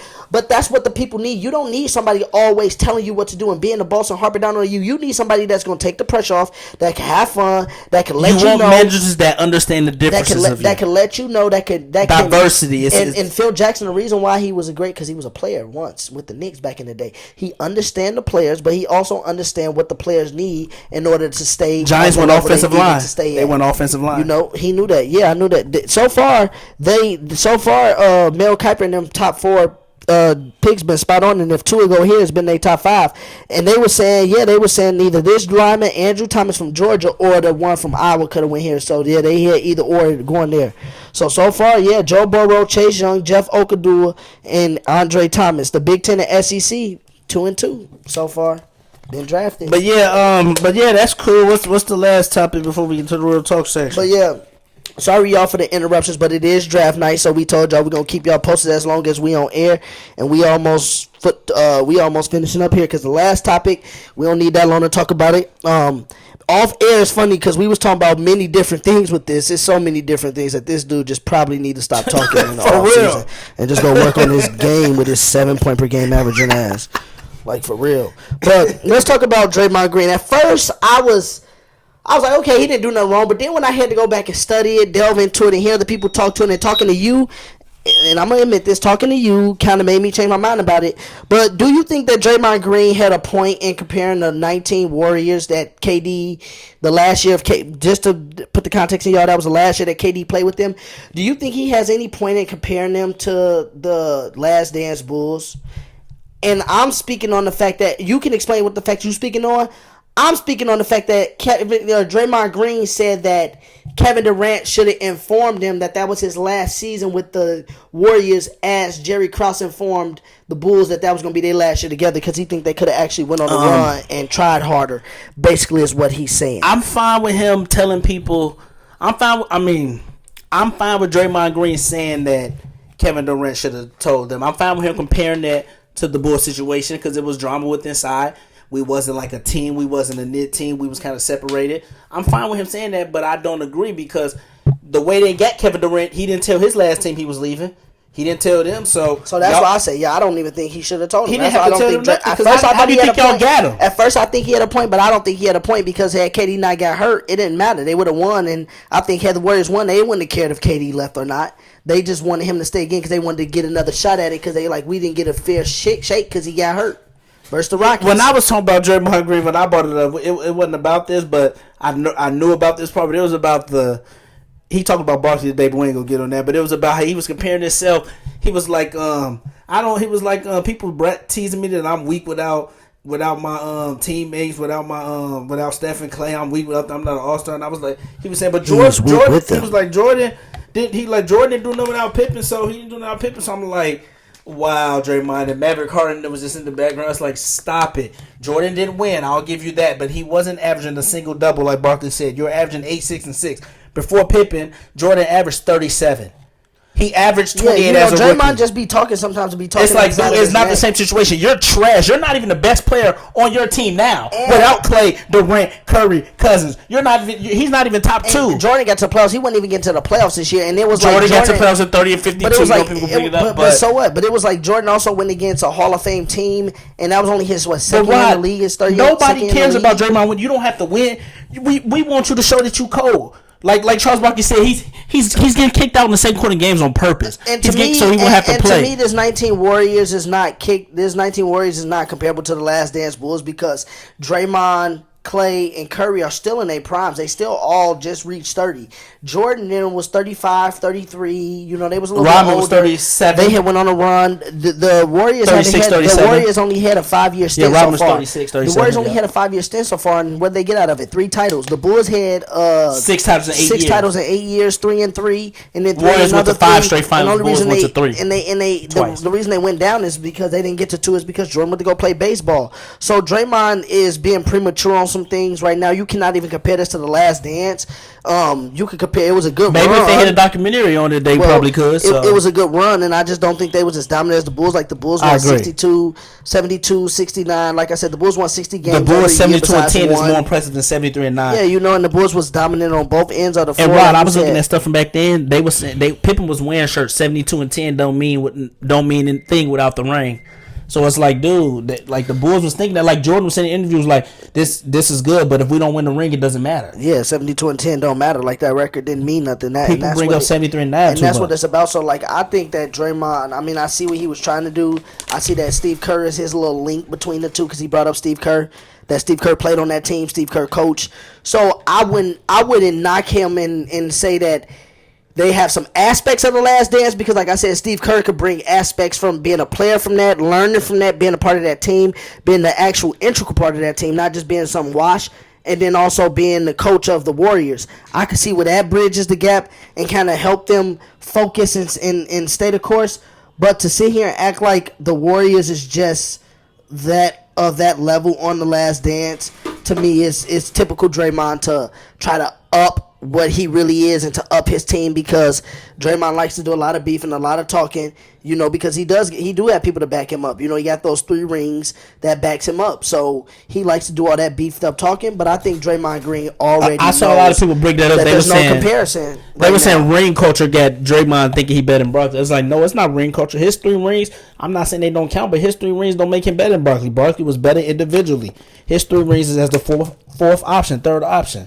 And so that's what I'm saying. If rings Barkley need played context. Barkley is better than him easily. Barkley's the top 50 player. And if- Draymond's barely top 100. And if Barkley played with Jordan and Malone like KD and Kyrie, then Barkley would have a ring. That's what I'm saying. That's what we're saying. So yeah, Draymond got to chill, man. He definitely got to chill. Like I like that he don't back down from nobody. I like that he play hard, but he got to chill, man.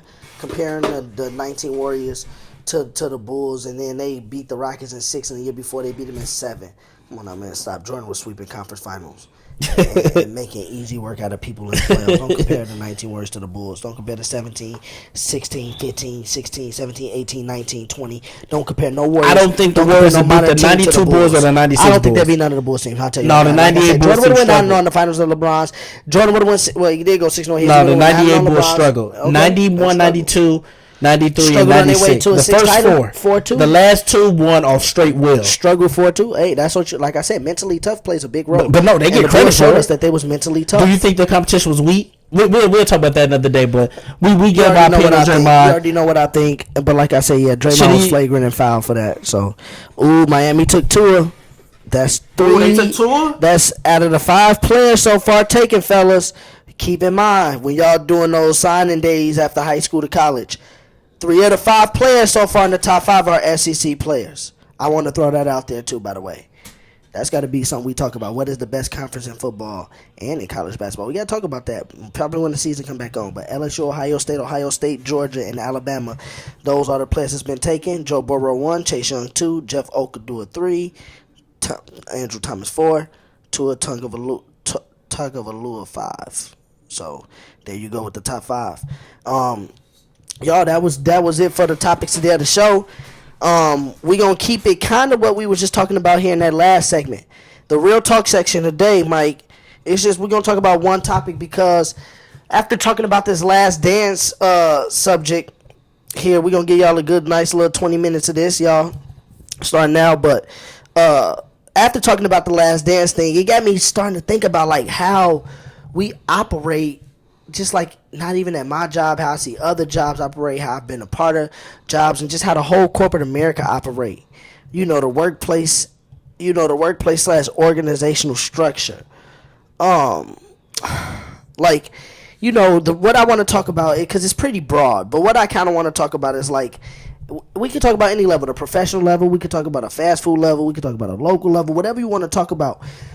What do you think the relationship should be between owner, supervisor, manager, and regular employees? How do you think that dynamic should break down? And what do you think each job needs to do to make it run successful? To make the bottom line is for the company to make money, be profitable, and be successful. What do you think it needs from all those components? You know, from the employee level, GM level, supervisor, manager level, GM level, owner level. What do you think? What do you think is the problem? Because we saw with the Bulls, like we just saw here, we saw something great, and we saw what happened was an organizational structure was not in place from the top, and it crumbled down. And egos got involved, and it let things that were so great get ruined prematurely, all because of a power struggle.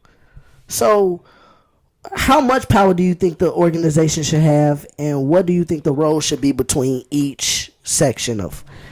Well, it all depends on the size of the company. Also, that's one thing you gotta think. Like, for me, take that into account. I work for a big company, a lot of employees, so it depends on the size. Or of the if company. you do that, just think about your department. Just think about the main people that you work with, because y'all got a supervisor and a boss. Just think about it at that level, the compartment at the like. If you got to break it into departments, just think about the structure or organization that you know of your job, not of your whole company, but just of your job description. What would you say needs work, needs improvement, or what do you like about it? You could like it. You could like it. Because some people like it.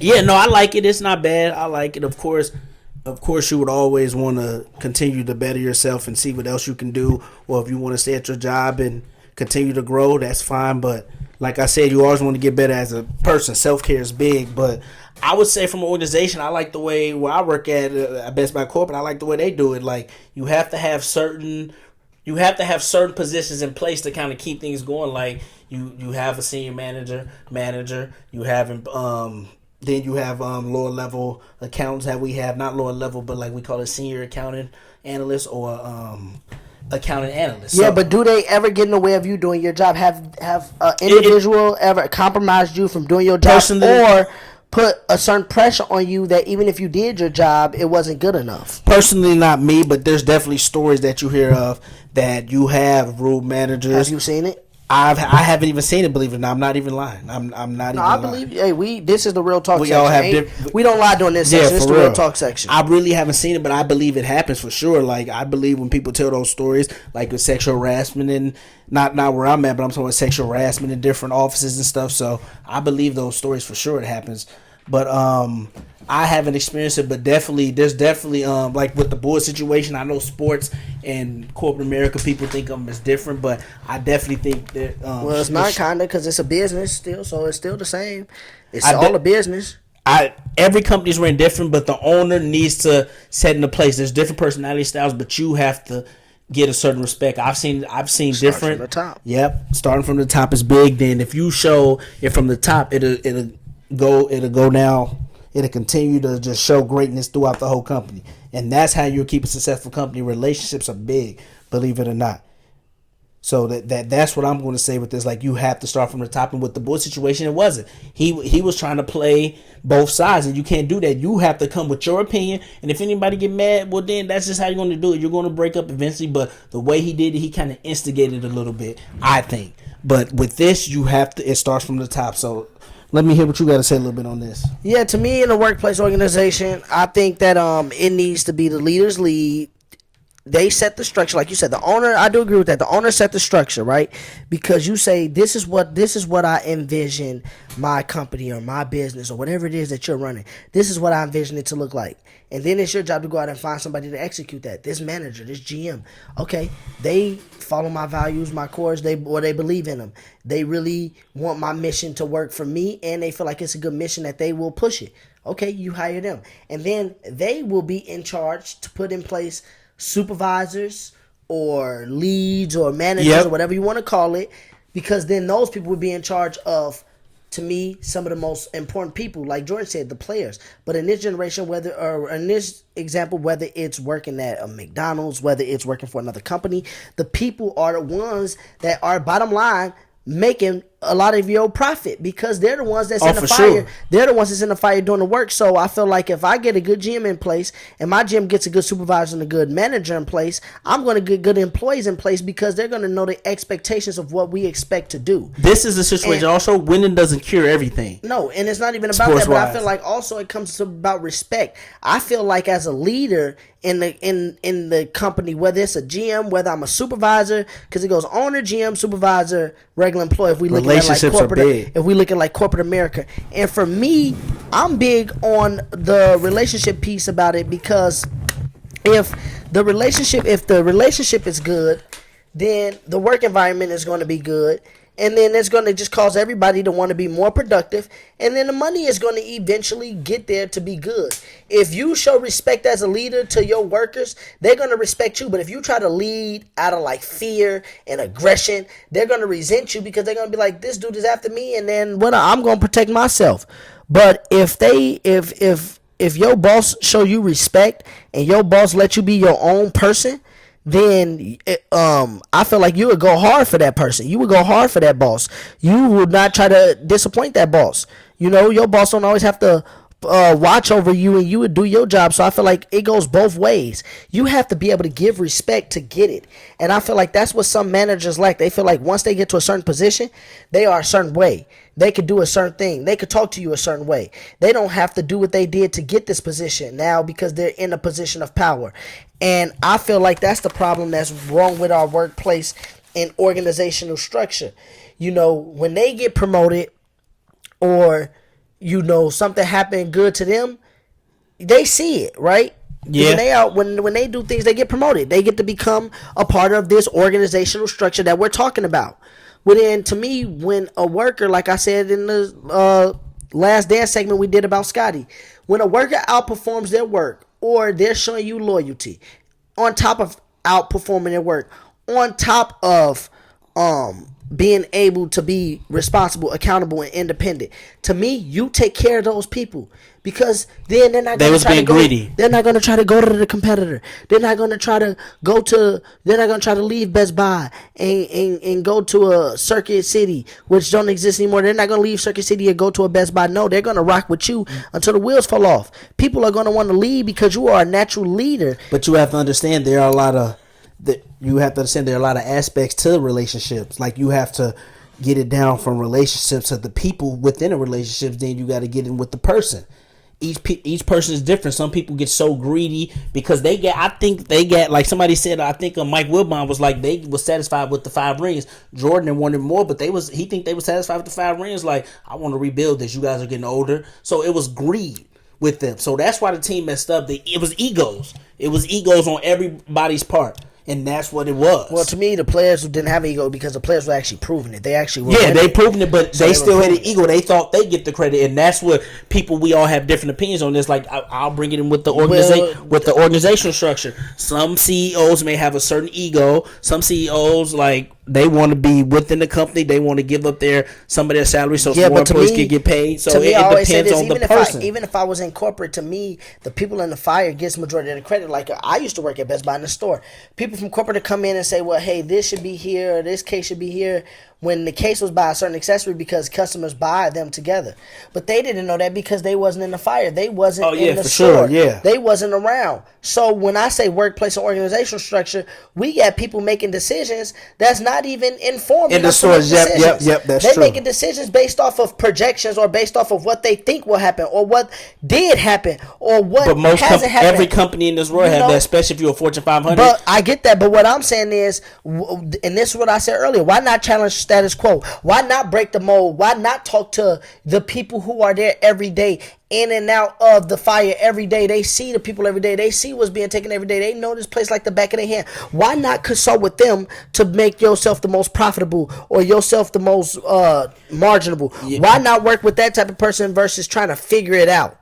And not knowing much and going on the fly and saying, oh, well, you know, we did this for the betterment of everybody. No, you did this for the betterment of yourself, because if you did this for the betterment of everybody, to me, you would do your due diligence and let people, like I said the other day with this, we don't know what people know.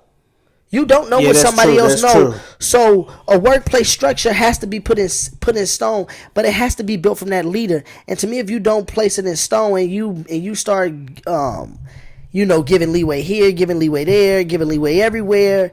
And then on top of that, say if you just making this feel like work, you're not really connected with people in life, good luck leader. To me, good luck being a leader. Good luck of having any type of organizational structure. Yeah, no, that's true. I agree with you. Because but like I said, it comes down, relationship has many aspects to it. It definitely has many aspects of it. Groups of people. It goes down to the individual itself, and then you have to figure out everyone was raised different, everyone have different values, so you have to look. Greed is different from some people, and I think in the Bulls situation, it was greed. They were winning so much, it was greed. It's like, no, we're going to keep our fortune because you could afford to pay him, but they didn't want to. You're going to do your contract, and you're getting overpaid. We don't care. So, and they was making money, so they could have paid both of them. So it's greed. It comes down to the person, and that's my big take on organizational structure, workplace organizational structure. Yeah, but that outside of basketball, though, let's talk about outside of the Bulls. If you talk about outside of the Bulls, when I say workplace / organizational structure, that doesn't always mean like theft or some. Organizational structure mean that you go up in there, you know, it's taking a little bit longer for your service to occur. The place probably isn't as cleanliness. You know, there's a lot of things that goes on in the organization. Continuous improvement is big in workplace organizational structure. Continuous improvement. That's what I'm saying. So there's a lot of things that go in on this in organizational structure, and that's what I was getting alluding to earlier. Yeah. Getting into, you know, outside of football, you know, the workplace and in those organizational structures, because once again, those are the people that you with majority of the time. Yeah, you know what I'm saying? So some people are with their workplace people more than they with their own families during the week, Monday through Friday, if they got a regular Monday through Friday job. So if you wanted a structure like that, if I'm with you more than I'm with my family, you would want some type of structure where not only is it family oriented, but it's also oriented in a way where we could be a resource for each other. We could use one another. We can be together with one another. We don't have to act like, oh, we just got a job to do with one another. And I feel like that's what people do now. Best Buy has resource groups like that. You know, and I feel like companies that do that is moving in a progressive way, because a lot of people nowadays is like, oh, we're just about the money. You know what I'm saying? The workplace is going good. People are making money here. We're hitting our bottom line. You know who Gary Vee is? Gary Vee. Gary Vee, I think that he a motivational speaker, ain't he? He a motivational speaker basically. He said relationships matter more than your bottom line. Of course, bottom line matters. He's not saying it doesn't, but he was saying that relationships matter. That's how you. Yeah, I agree. We talk maximize about that your profit. We talk about that at the school. How can you even do any work when I can't even build? How you gonna learn from me if I can't even build a relationship with you? Yeah. If you feel like you can't talk to me and we can't get along, how am I even supposed to teach you anything? How are you supposed to even feel like you're learning off of me? So yeah, you have to be able to create relationships within the workplace, and that needs to be a set of the organizational structure. But that comes down from the owner or somebody being like a family oriented person. You know, because that's what it comes down to, having that structure. You know, having that somebody backing you up. You know, and that's what the workplace needs to do, because sometimes I feel like the administration or management or whatever you want to call it, they feel like it's a us against them, or the employees feel like that way. It's a us against them. Whereas it's like, no, if we all work together here and we come along at this thing, we probably can reach new heights that's never been reached before, and then everybody can eat and everybody can be happy versus, okay, well, they managers, we know they salary and we not getting that salary nowhere near, and they're not doing anything and we are. If we lose that mindset about the organizational structure and just know, like I said, if you're doing your job to the best of your abilities and you're kicking ass, your time is going to come. Your time is going to come. But when you worry about it and you let that affect other things, then that's when we still see issues. In summary, with this topic, before we end up, in summary, with my opinion on this, I agree with you for sure. It comes down to the relationships first. Then you have to be able to maintain those relationships. How they're going to get better. How we're going to improve. You don't want continuous improvement is big, and I feel like that's how your company's going to be able to stay afloat. Be able to maximize those processes. Make people comfortable. Make schedules flexible. Give maternity leave. Maybe give them 6 months. Maybe give them 12 weeks or 6 months. So you give the man paternity leave. No, give the man paternity leave. You get what I'm saying? So no, I feel you. Double standard. I feel you. No, yeah, I get what you said. But I'm just saying, give your employees something to be comfortable about so they work there. And I think that'll maximize their productivity and everything. So I definitely think organizations need that. But if there was a perfect world, every company would be like that. But it's not. So that's why I say relationships, you got to break it down to different aspects of it, like the individuality of everything, the personality. That's why some do personality tests, because they look at what type of personality are you. They may not 100% accurate, but it gives you a thing. So what's your last remarks on this before we end? You know, my remarks on this is this, man. I think that, like I said, all in all, I really feel like all sides of it, all sectors of it, all sections of it need to just show each other the same respect each other on a better level in the workplace and organizational structure, whether you go from the janitor or being a CEO or being a manager or being a supervisor. I really think everybody needs to respect everybody because like I said, like we talked about, togetherness. You got to do it together. That's what the workplace and organizational structure is about. To me, if you're willing to if you're going into business by yourself, cool, then you don't got to do that. But if you're going into a business where you want it to flourish, you want the people to flock to it, you brought up a good point in that you have to be willing to work as a team. Being able to have ideas from other people, bounce off their ideas, having diverse ideas, having different ideas, and being respectful and helping each other out along the way and bringing things up. That is what the organizational structure is about to me. One quick thing, you have to be able to handle change also, because the market changes all the time. You have to be able to keep up, like in the 2000s to 2010, and that's what I'm saying. That's why you gotta be able to handle change. But that's my point. If we all get on the same pace and we not fighting over anything petty in the workplace, or we not trying to be individualistic and say, I gotta hit this is my goal, I'm doing this is I instead of a team, then I feel like if we do this together as a team and we communicate with each other, that's the part of the structure that we're talking about. But sometimes, and you set that from the top, and that's why it trickles down, because you make sure that everybody is not only you, not only your circle, but you make sure that everybody know that they are in this together and that they could get help if they need help, or they could come to you or you could come to them. That's what it needs to be in the workplace. That's what we need to get back to. Not cringing because we don't want to go talk to our boss, or there's no structure, you need to put the right people in management. Because I've heard people say they work in corporate buildings and they don't even know half the people they work with. Yeah, that's true. And when I say half the people they work with, I mean half the people that they could see in the same office space as them. And that's crazy to me. I don't know everybody. I don't know half the people. And that's just crazy to me, because it's like if we all work together in that same proximity, that's what I mean by the structure. To me, is just so loose. Yeah, but and then I know they find groups, but I'm just saying, to me, that's what it as a owner. If I'm an owner, networking is great. Best Buy, they tell you to try to have meetings with people that's not on your team. Well, it is. But my thing is, we have a lot of meeting tables. But my thing is, you got to start local first. Okay, so my thing is this: if you in a room with all the accountants, my thing is your boss needs to get all the accountants in there.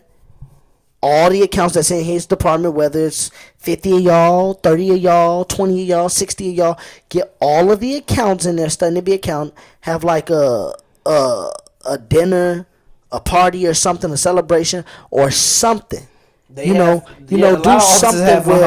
something where there's some type of structure in place. Like I said, when we talked about it in the workplace, that's why I brought up the great Phil Jackson.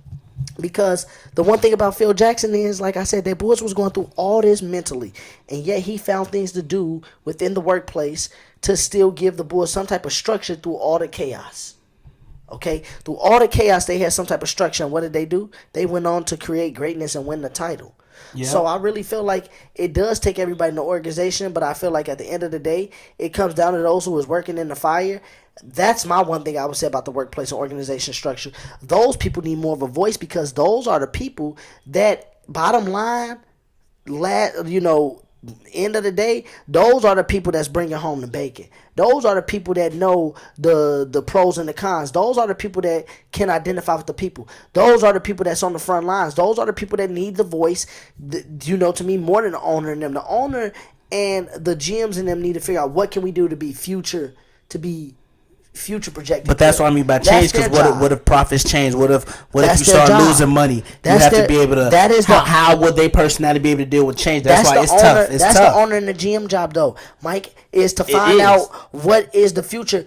But even for the owner and GM, what's there? So, but that's their only job. They ain't the ones that got to deal with the people. My point is, when it comes to the people, I'm giving them a pass. Take a break. Let the people that you put in place deal with that. The people that's dealing with the people that's dealing with 90% of the work. Let those people do that and put them in place. You put them in place for a reason. The point is, with the organizational structure, is everybody's trying to do everybody's job.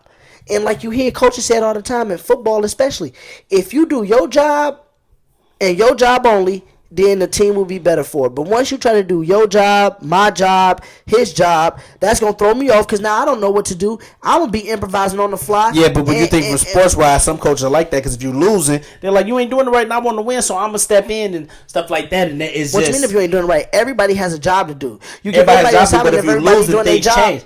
If I'm your assistant coach and you need to train these players, and if y'all lose, you're like, are you training them right? They look bad in the game, so it's going to be conflict with that. That's why relationships. But I said do your job. Back. No, but I said do your job. Doing your job doesn't mean you look good. If you're doing your job, if your job on the court is to rebound the ball, do your job. Like Rodman, yeah, your job is not to. If your job's to rebound the ball, don't be shooting threes. That's not your job.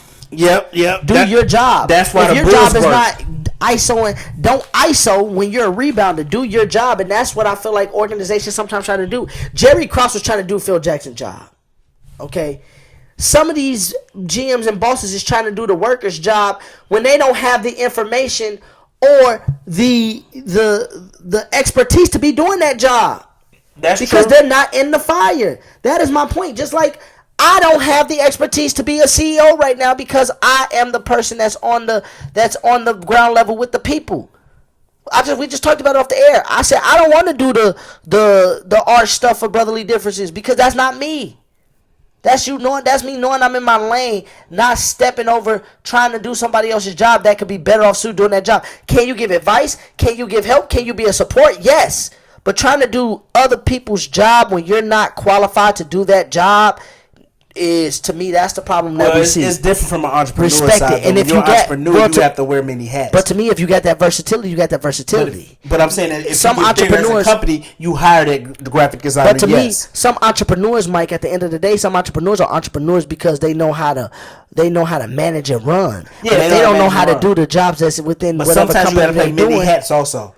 Well, you don't have the capital. Yeah, but to me that's a get rich quick scheme. You got to think about that. Credit rating you need really to get have to think about that, and that comes with the structure. That's what we talk organizational structure. And that's what I mean. Every company is kind of different, built differently and stuff. So it is, but you still got to have that type of foundation. Nobody is perfect, so it's hard to tell if that GM personality is a person who can handle stress pretty good. You got to be able to handle stress. But my thing at the end of the day, CFO, the workers got to be able to work with each other, and it comes down to respect. Even if you put a bad GM in there, as long as he respects the people, and like I talked about earlier, I think Jerry Reinsdorf respected the players. He respected everybody. The players respected him to but he respected Jerry Krause too. But the common denominator was Jerry Krause.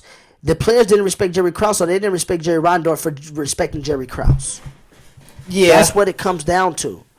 But he respected the players. But that's Jerry Reinsdorf's personality. And that's what I'm trying to tell you. That's the reason why I said earlier it was 50-50. And that's why I think it's a good owner, because anytime you can respect the people at the lowest level, the people you making way more money than, and you can show them respect and they can feel the respect from you, then that's what you need. Because what do we say? Oh, he make more money than me. He don't respect me. He make me do this job. He make me do that job. But no, if they show you that they respect you, that's going to make you work. If you look at comments, though, a lot of people don't care about the and that's going to make you more loyal to them. A lot of people don't care about the athlete because they make millions. They make billions. They don't care about it. But no, I'm saying a lot of people don't care about the athlete side of it. They're like, man, they make millions. Who cares? Well, just like a lot of people don't care about the regular workers that work in the store. They care about the people who making the money, who got the dollar signs behind their name. And that's why I'm saying we need to change the structure in the workplace by respecting all people at all levels. Well, that's what I'm saying. And you're seeing that right now during this pandemic time. But that we got to respect people at all levels because look where we at now. But like I said, I need my experience as a manager and stuff first because you just never know.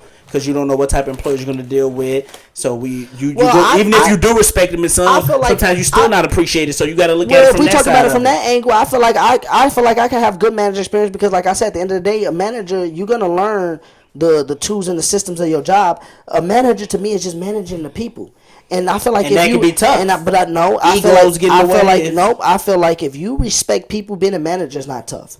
Yes, other people can be tough, but if you respect people and people respect you, based on how people can handle it, I feel like you'll be a good manager. And if that worker can't handle it, what I'm telling you, Mike, is if you look at their rap sheet, just because it don't work with somebody else, you can't knock yourself out. I agree, but that's what I'm saying. That's why a lot of organizations are bad too. But that's not on you because you can look at a worker and you can say he been in 6 jobs in the last year. That's not on you because you his 7th stop and then now he left your stop. And also being a manager, the main thing you can do is be upfront and honest with your people. If you upfront and honest about what you expect and what you want, nobody can be mad at you.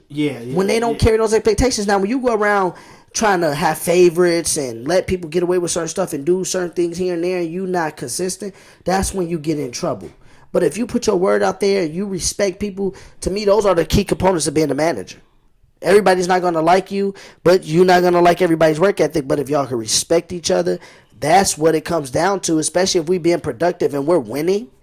I'm not finna say nothing about it. I'm going to just make sure I keep doing my part and you doing your part. And like I said, as long as we respect each other at the end of the day, then outside of this, we don't have to communicate or do anything that we do here. Workplace, organizational structures. No, I agree. These were some good topics today, man. And I feel like we can get better as a whole on an athletic level. We can get better at a professional level, like I said, fast food level, whatever. But all the jobs I've worked in, I felt like the person, the people who do the majority of work is the ones that's underrepresented. That's all. Yeah. But like you said today was a good show. We had some good topics. We went a little bit over that real talk section, but that was a good topic. We got another one coming up Thursday. They got parts 3 and 4 on Sunday coming up for the Last Dance episode. Man, I can't wait. Right now, there's been 8 picks in the draft. The ACC and the Pac-12 now join the draft crew. Ooh, CJ Henderson, my guy from Florida. He's staying in the state of Florida going to Jacksonville. So 9 picks is in Jacksonville now. Got CJ Henderson. Isaiah Simmons, they say he was going 4th. He went 8th. That's the only difference. CJ Henderson, they said could go there. They didn't trade up. So far, no wide receivers have been taken, people. I repeat, this is a heavy wide receiver draft. No wide receivers have been taken, but you could better believe that in these next few picks, I could see the Jets taking the receiver, I could see the Raiders taking the receiver, and I could possibly see the 49ers taking the receiver, then my Broncos taking a receiver. So, yeah, y'all, thanks for kicking it with us. Listen, like, share, comment. Listen, like, comment, share, subscribe. Y'all know the 5 things to do. Do them, y'all, man. We need y'all. We need our subscribers up. We appreciate y'all, man. Keep rocking with us. We're going to keep coming back every Thursday. We got enough episodes to send it to iTunes, so that's going to be another platform that we on. We still going to keep it on Facebook. We still going to be on Twitter. Hopefully, we get accepted to iTunes. We'll let y'all know about that in the upcoming weeks here. But, yeah, man, we happy to be chilling with y'all. Everybody stay safe during this pandemic. Keep your family safe. Quarantine. Yeah, just stay safe, man, and y'all be good out here. Mike, you got anything you want to say to them before we head out? No, just hit our platforms up, Brotherly Differences on Facebook and at Sports Debate 247 on Twitter. Hit us up. We'll see y'all next week. Accuracy.